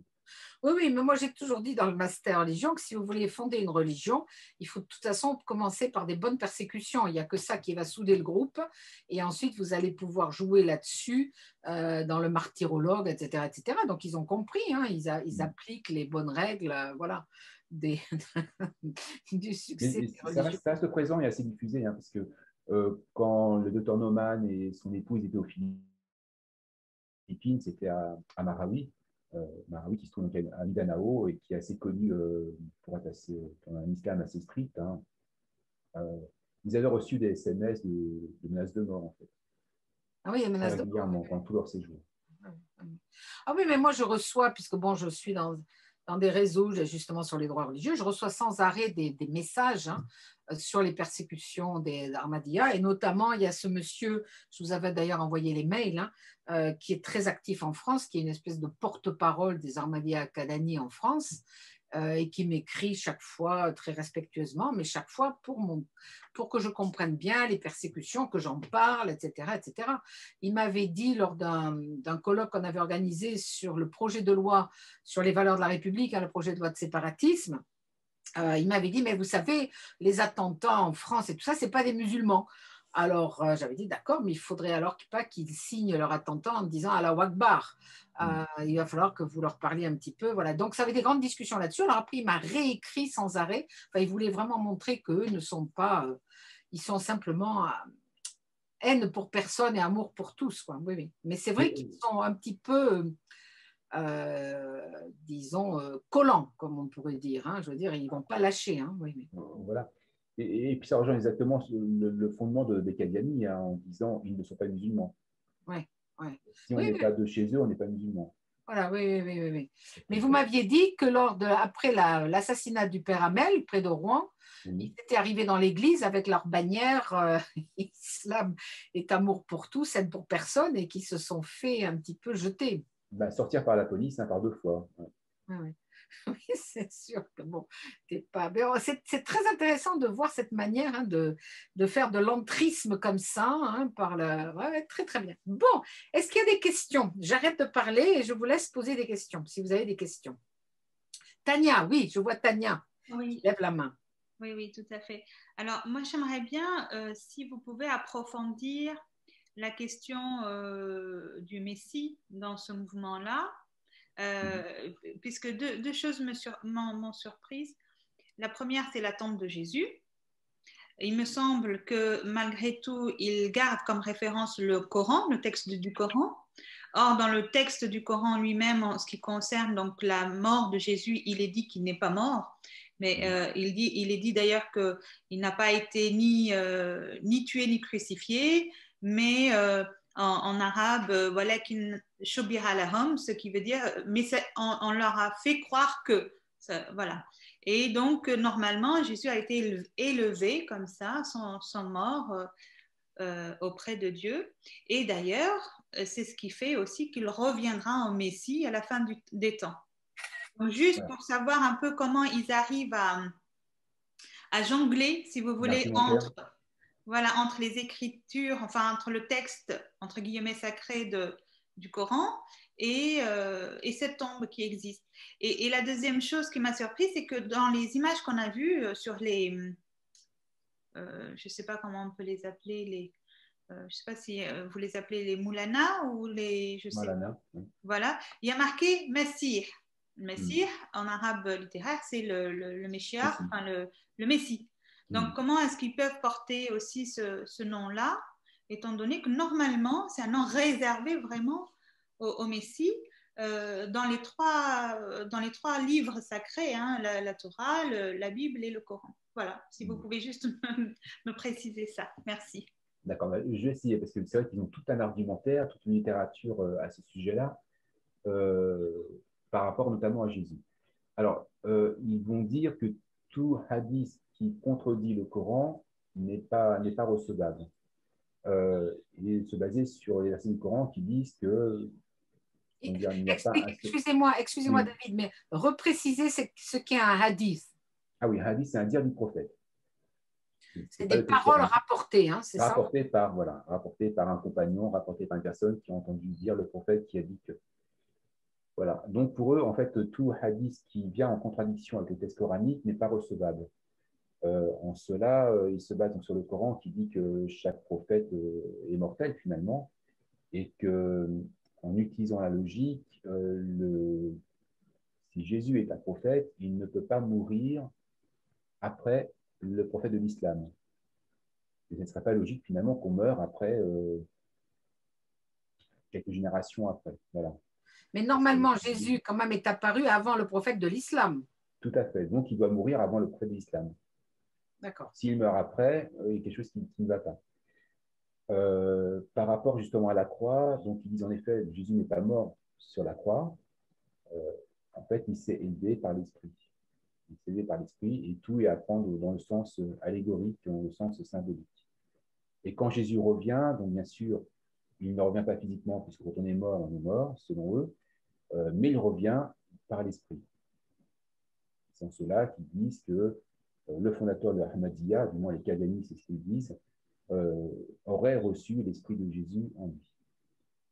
D'accord. Les califes, dont du coup vous portez le titre de Khalif al-Masih, donc le calife du Messie, en fait. C'est-à-dire, ils vont, comme j'expliquais tout à l'heure, ils ne vont pas considérer que comme le Messie est venu, ben, c'est terminé, les choses vont entrer dans l'ordre, mais que quand le Messie arrive, c'est là où les choses vont véritablement débuter pour un rétablissement. Alors, il y a une petite légende qui court, mais je n'ai jamais réussi à avoir l'authenticité de cela. Mais les Qadianis disent qu'après la mort du 5e calife, viendra quelqu'un qui vraiment instaurera quelque chose de la fin des temps, avec une harmonie, etc. Mais qu'avant cela, il y aura un grand désordre mondial. Ouais, on le retrouve dans plein de religions, hein, tout ça. Oui, oui. Donc on attend la mort du 5e calife pour voir s'il se passe quelque chose. Mais ça, c'est amusant parce qu'aussi, ils nomment les califes par rang d'apparition, comme les imams dans le chiisme, hein, le premier, le deuxième, le troisième. Et exactement, il y a cette similarité, en effet. Il y a cette similarité. Tania, c'est bon comme, Oui, bah, merci. Ouais. Et alors, maintenant, Molly, notre Bretonne de Brest. Ah, voilà. Vas-y, Molly, oui. Bonjour David, merci beaucoup et j'espère vous rencontrer à Lannion bientôt. J'espère bien. Question, en fait, Bernadette va me reconnaître, c'est la question de la place des femmes, parce qu'il n'y a pas beaucoup de femmes dans les photos. Deuxième question, c'est sur les enfants également, sur l'éducation. Et troisième question, sur la question de la langue, de la transmission au niveau de la langue, des différentes langues utilisées. D'accord. Donc, femmes, enfants, langue. Alors, il y a un discours qui est ambigu chez les Qadianis. Si vous tombez sur un livre du 4e calife qui s'appelle l'enseignement moderne de l'islam, je retrouve exactement le titre, mais qui est très diffusé chez eux. La femme est libre, la femme ne peut pas être enfermée entre 4 murs, etc. Donc un discours très, très libérateur. Pardon, le 4e calife, c'est quelle époque? Les années 50? Oh non, il est décédé dans les années début 2000. Ah oui, d'accord, donc c'est récent, d'accord. C'est récent, oui. Et par contre, quand on intègre la communauté, la réalité est vraiment différente. Hein. Les femmes sont voilées en noir, elles n'ont pas le droit de montrer leur visage, ils ont une chaîne de télévision. Elles sont complètement voilées, vous dire, avec le masque? Ouais, exactement. Et elles sont bien séparées, on ne les croise jamais. Et ils ont une télévision qui s'appelle la MTA, qu'on peut trouver sur Internet, et ils ont des émissions réservées aux femmes, et même sur la chaîne de télévision, elles sont totalement en noir. Donc il y a une contradiction entre ce qu'ils vont prêcher, entre guillemets, à l'extérieur, et ce qui se passe une fois qu'on est dans la communauté. Mais, Chez les Laoris, c'est un peu différent. pardon, excusez-moi David, mais chez les Kadiani, les femmes sont voilées comme ça, avec burqa, etc., même en Europe? Même en Europe, même en France. Ouais, mais elles ne peuvent pas porter, évidemment, d'accord. Mais ça va être comme ça à l'intérieur, finalement, de leur espace, Ah, pas dans la rue. pas dans la rue. Alors, elles peuvent être voilées, la plupart sont voilées, mais une fois qu'elles rentrent dans leur espace, ça se passe ainsi. D'ailleurs, il y avait une chose qui m'avait assez étonné, c'est qu'il y avait une question qui a été posée justement dans une séance questions-réponses, et qui a été posée la question à l'amir des Kadiani en France, disant, mais comment se fait-il qu'à la Mecque, lors du pèlerinage, les hommes et les femmes soient mélangés? Il avait été répondu, c'est parce qu'il y a une corruption de l'islam, et le jour où tout le monde acceptera Ahmadiyya, les hommes et les femmes ne seront pas mélangés à la Mecque. Mais de toute façon, ils n'ont pas le droit d'aller à la Mecque, eux. Et ils n'ont pas le droit. Ouais. Ouais. Parce qu'ils ont raison, en fait. Oui, c'est ça, ouais. Chez les Laori, il ne va pas y avoir de... Mon épouse, hein, bon, elle est musulmane, elle n'est pas voilée. Madame Malik voyage énormément, toute seule. Elle va rencontrer des universitaires, elle connaissait très bien l'ancien recteur d'Al-Azhar, par exemple. Elle va toute seule et il n'y a jamais de soucis. Oui, elle a juste un foulard sur la tête. Un foulard sur la tête, etc. La deuxième question, c'était les enfants. Les enfants. Qu'est-ce que vous voulez dire par rapport aux enfants? Au niveau de l'éducation, de la transmission, de comment ça se passe au niveau de l'éducation religieuse, spirituelle, etc., par rapport à, par exemple, en France, la question de la laïcité, etc., etc. Les écoles, peut-être, je ne sais pas. Alors, ils n'ont pas d'école. Alors, peut-être en Angleterre, hein, c'est bien possible. En France, non. Chez les Kadiani, comme je l'ai dit, hein, c'est un groupe assez c'est très structuré et puis qui maîtrise beaucoup hein, ses membres. Donc, tous les week-ends, ils vont rester le week-end entier à la mosquée. Ils ont tout un centre où on peut dormir, on peut manger. Et généralement, les cours pour les enfants sont faits à ce moment-là. Pour la question de la laïcité, ils vont toujours aller vers les autorités pour aller dans le sens des autorités, en fait. C'est un peu le principe des Ahmadis, quoi qu'il en soit, quel que soit le groupe, je veux dire. Concernant les Laoris, comme je l'ai dit, c'est beaucoup plus libre, c'est à chacun d'apprécier les choses en fonction de son évolution, en fonction de sa compréhension. Tout en essayant de rester dans les principes tout de même de l'islam. Mais est-ce que justement, pour continuer la question de Molly, est-ce que les enfants doivent absolument donc apprendre l'arabe pour pouvoir lire le Coran, etc., etc.? Alors, il y a chez les Kadiani notamment, il y a la lecture du Coran en arabe, mais il y a aussi une forte présence de l'ourdou. D'accord. Et une chose que je n'ai pas précisée, chez les Kadiani, il y a beaucoup d'ouvrages écrits par le fondateur qui sont en ourdou, qui sont vraiment apparemment les fondements hein, de l'Ahmadiyya, qui sont en ourdou et qu'il refuse de traduire. Qui refuse de traduire. En fait, ça déforme les propos. En même temps, c'est une forme de contrôle hein, des choses. Alors, du coup, il les récite sous forme de poèmes. Et donc, on se retrouve avec des enfants ou des adultes qui ne sont pas du tout ourdophones, mais qui vont déclamer des poèmes tout en ourdou, rédigés par le fondateur. Mais alors, dans les communautés à l'étranger, les enfants ne parlent pas forcément ourdou, donc est-ce qu'ils comprennent ce qu'ils récitent? Pas forcément. C'est ça, oui. Pas forcément. Alors que chez les Laori, il y aura l'utilisation de la langue du pays. D'accord, d'accord. Tu avais une autre question, Molly? Je vais essayer de faire traduire aussi le Coran, excusez-moi, en breton. J'ai eu beaucoup de mal à trouver des gens qui pourraient... Ça aurait été une première, hein. Franchement, ça aurait été une première. Et après, c'était sur... Juste une question, est-ce que la langue, justement, est-ce qu'elle est considérée comme sacrée ou pas? Est-ce que du fait que si on traduit en breton ou en français, etc., est-ce que la charge sacrée de la langue est transmise ou pas? Ou est-ce que ça reste sur l'ourdou ou l'arabe? seulement? La récitation du Coran en arabe est très importante, il est vrai, mais il considère, et ça rejoint, je dirais, le côté, je dirais, protestant, entre guillemets, des Lahoris notamment, c'est qu'il est, pour eux, il est absurde de lire un texte qu'on ne comprend pas. Mm. Donc, en fait, il est primordial déjà de lire le texte traduit, Mm. au plus près possible hein, de l'arabe, Mm. de le comprendre, d'avoir les commentaires et de réfléchir dessus, plutôt que de réciter un Ouais. texte qu'on ne comprend pas. Et pire, un texte qui est interprété par une autorité. Mm. Merci. Oui, très bien. Alors, est-ce qu'il y a d'autres questions? C'est très intéressant, hein, tout ça.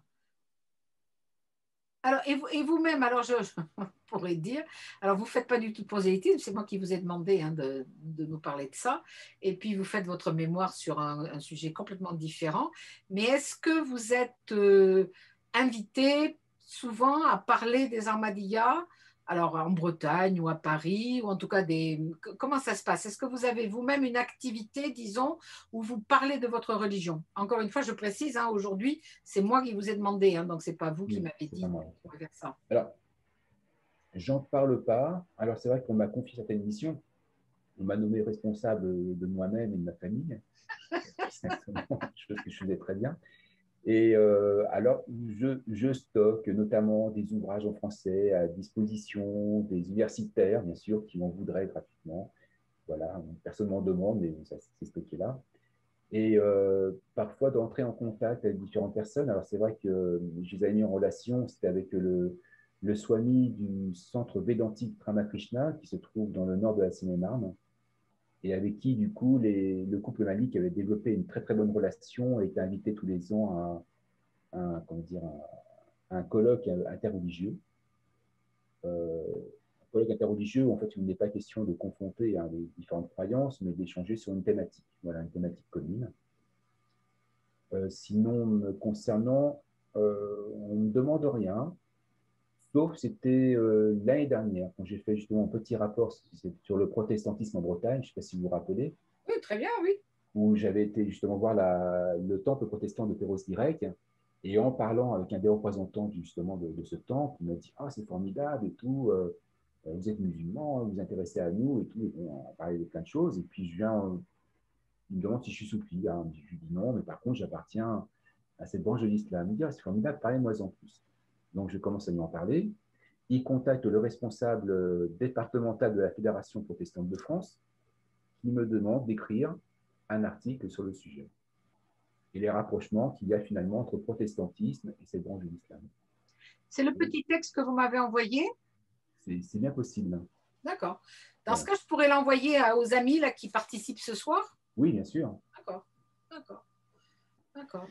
Mais aussi, vous êtes, mais alors c'est peut-être simplement votre personnalité et pas le fait que vous soyez Ahmadiyya, mais je sais que vous nous envoyez, enfin l'an dernier notamment, quand je rediffusais aux étudiants, toutes les semaines, hein, vous étiez au courant d'un congrès dans tel groupe religieux, que ce soit hindou, bouddhiste, orthodoxe, juif, etc. Je veux dire, c'est un réseau que vous-même vous avez établi, mais pas forcément en tant que membre Ahmadiyya. Alors, pas du tout en tant que membre Ahmadiyya, pas du tout. Mais c'était plutôt personnel en fait. Ça faisait partie de ma quête initiale. Hein, et en fait, ça a toujours continué à tisser des liens et voir plutôt les convergences qu'on a entre nous. D'accord. Alors, est-ce qu'il y aurait d'autres questions? Vous êtes bien sages tous. Quel est le poids respectif des deux tendances Le poids respectif des deux tendances, c'est-à-dire vous voulez parler en termes de nombre de personnes de nombre de personnes, d'influence et... Oui, alors chez les Qadianis, il est très important. C'est un mouvement qui est très prosélyte, c'est un mouvement qui va essayer de se médiatiser au maximum. Et vous dites 40 millions à peu près. Oui, voilà, à travers le monde.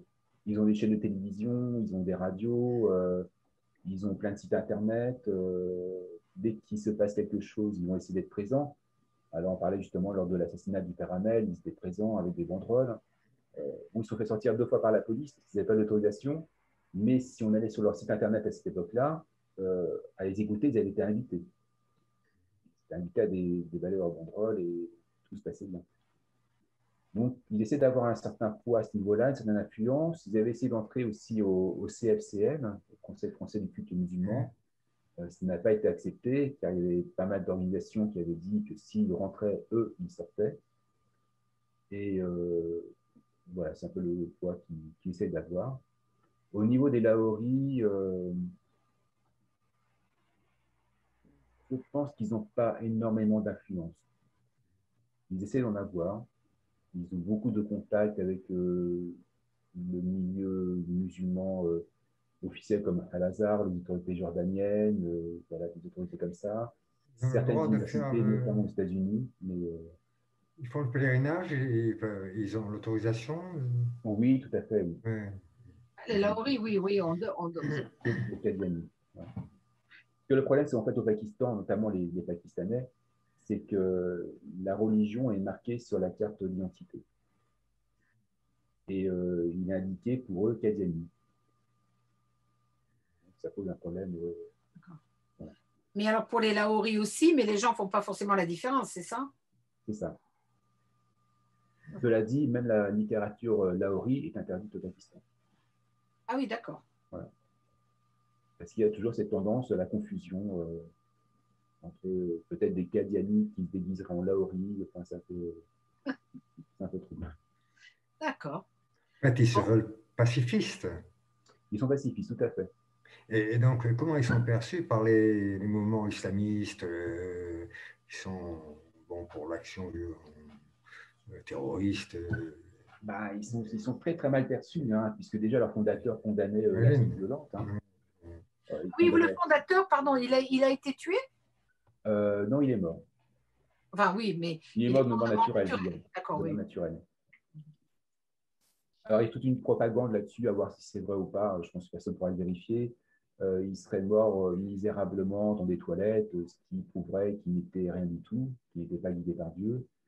Voilà, il y a plein de choses qui circulent là-dessus, mais en tout cas, il n'est pas mort de mort violente. Et à propos du pacifisme, c'est vrai qu'il a condamné dès le départ les mouvements musulmans en Inde, hein, qui luttaient contre les Britanniques et qui utilisaient la violence. Mais alors, dans les pays où le service militaire est obligatoire, est-ce qu'ils sont objecteurs de conscience ou est-ce qu'ils font le service militaire? Ils font le service militaire parce qu'en fait, un musulman doit servir le pays où il vit. D'accord, d'accord.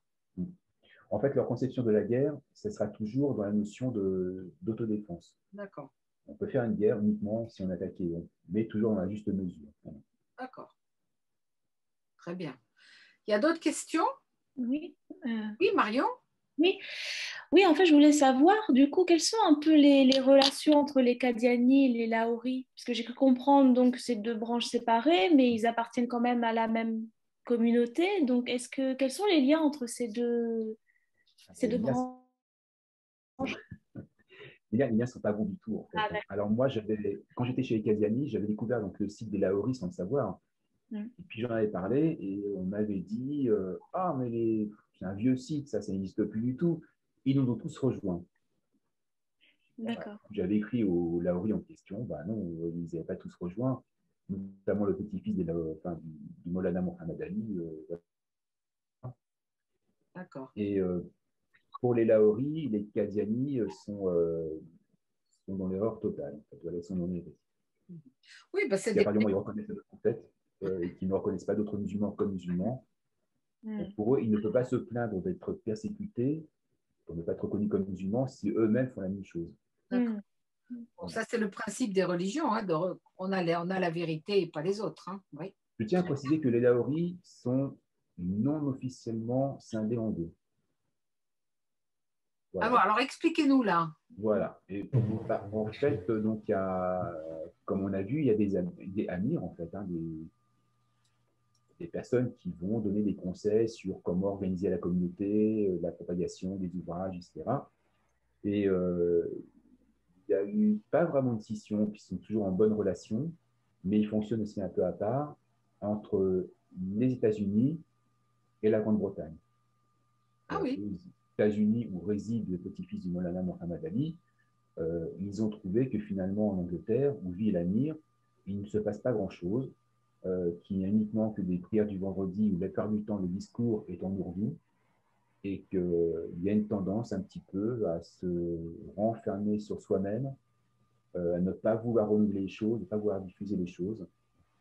Et donc, du coup, la Nadia Laori aux États-Unis a tendance à faire les choses par elle-même et à se développer ainsi. D'ailleurs, toutes les traductions et tous les voyages sont financés uniquement que par la communauté américaine.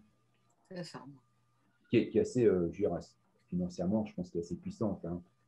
Chez les gens que j'ai rencontrés, on ne trouve que des médecins, des avocats. Il y a une valorisation véritablement des études, une valorisation de certains métiers. Voilà, Ce sont des formes d'élite sociale, un petit peu les Laori aux États-Unis. C'est ça. Et est-ce que ça c'était la même dans les origines du mouvement? Est-ce que ça s'adressait à des élites ou au peuple?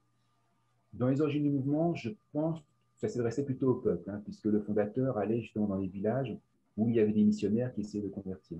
D'accord.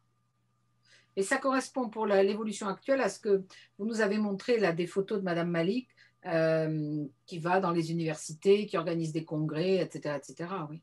C'est un peu cette logique-là, tout à fait. D'accord, ouais, ouais, très bien. Est-ce qu'il y a d'autres remarques, d'autres questions? Isabelle, oui? Ah, je ne vous entends pas. Mettez votre micro, Isabelle. Voilà. Oui, bonsoir, merci beaucoup. Est-ce qu'il y en a en Arabie Saoudite? Il y en a peut-être.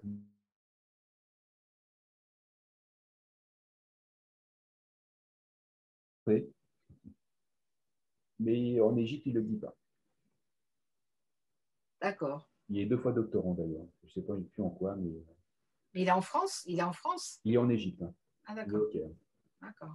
Mais le nombre croît au niveau du monde ou le nombre est assez stabilisé? Je dirais qu'il se stabilise plutôt. Hein. Alors chez les Kadiani, j'ai l'impression qu'il y a plutôt un renouvellement des départs et des arrivées. Chez la Laori, comme ils n'ont pas une volonté de convertir les gens, ça reste limité au niveau du nom et je trouve que ça ne se développe pas. Ce qui est un peu inquiétant, je trouve, parce que les gens vieillissent à un moment donné et s'il n'y a personne derrière, ça pourrait être compliqué. Il faudrait que je pose une question. Là, il y a Riyad qui est là. La semaine dernière, il y avait Elijah qui avait dit 2 mots sur l'islam à la Réunion et à l'île Maurice. Mais j'ai eu un autre étudiant de l'île Maurice que vous connaissez, c'est Louis Percy. Et il m'a dit qu'il appartenait à une minorité musulmane où ils étaient assez persécutés. Il n'est pas Ahmadiyya par hasard? Riyad? Si, je pense qu'il est Ahmadiyya, madame. Et hein? Oui, c'est une minorité qui est très persécutée à l'île Maurice. Voilà. Même si voilà. dans la mosquée et tout ce qui, voilà, les principes et tout, mais sinon, oui, ils sont persécutés, c'est vrai. Ouais, parce qu'il m'avait dit qu'il faisait partie de ce groupe-là. J'avoue qu'à l'époque, hein, ça remonte à plusieurs années, je n'avais pas du tout réalisé ce que c'était, mais il m'avait dit qu'ils étaient très mal vus par les autres musulmans, ils devaient se cacher. Ouais. Exactement, oui. Et quand ils se marient aussi entre musulmans aussi, ils ont des soucis aussi parce que les parents, les familles et tout de l'autre personne n'acceptent pas. Voilà. Oui, même à l'île Maurice, qui me paraît quand même assez tolérante. Oui, c'est vrai, même à l'île Maurice. C'est vrai qu'ils sont présents à l'île Maurice, ils sont présents à La Réunion aussi. Ouais. Très bien. Bon. Autre question, autre remarque? Eh bien, sinon, nous allons arrêter l'enregistrement.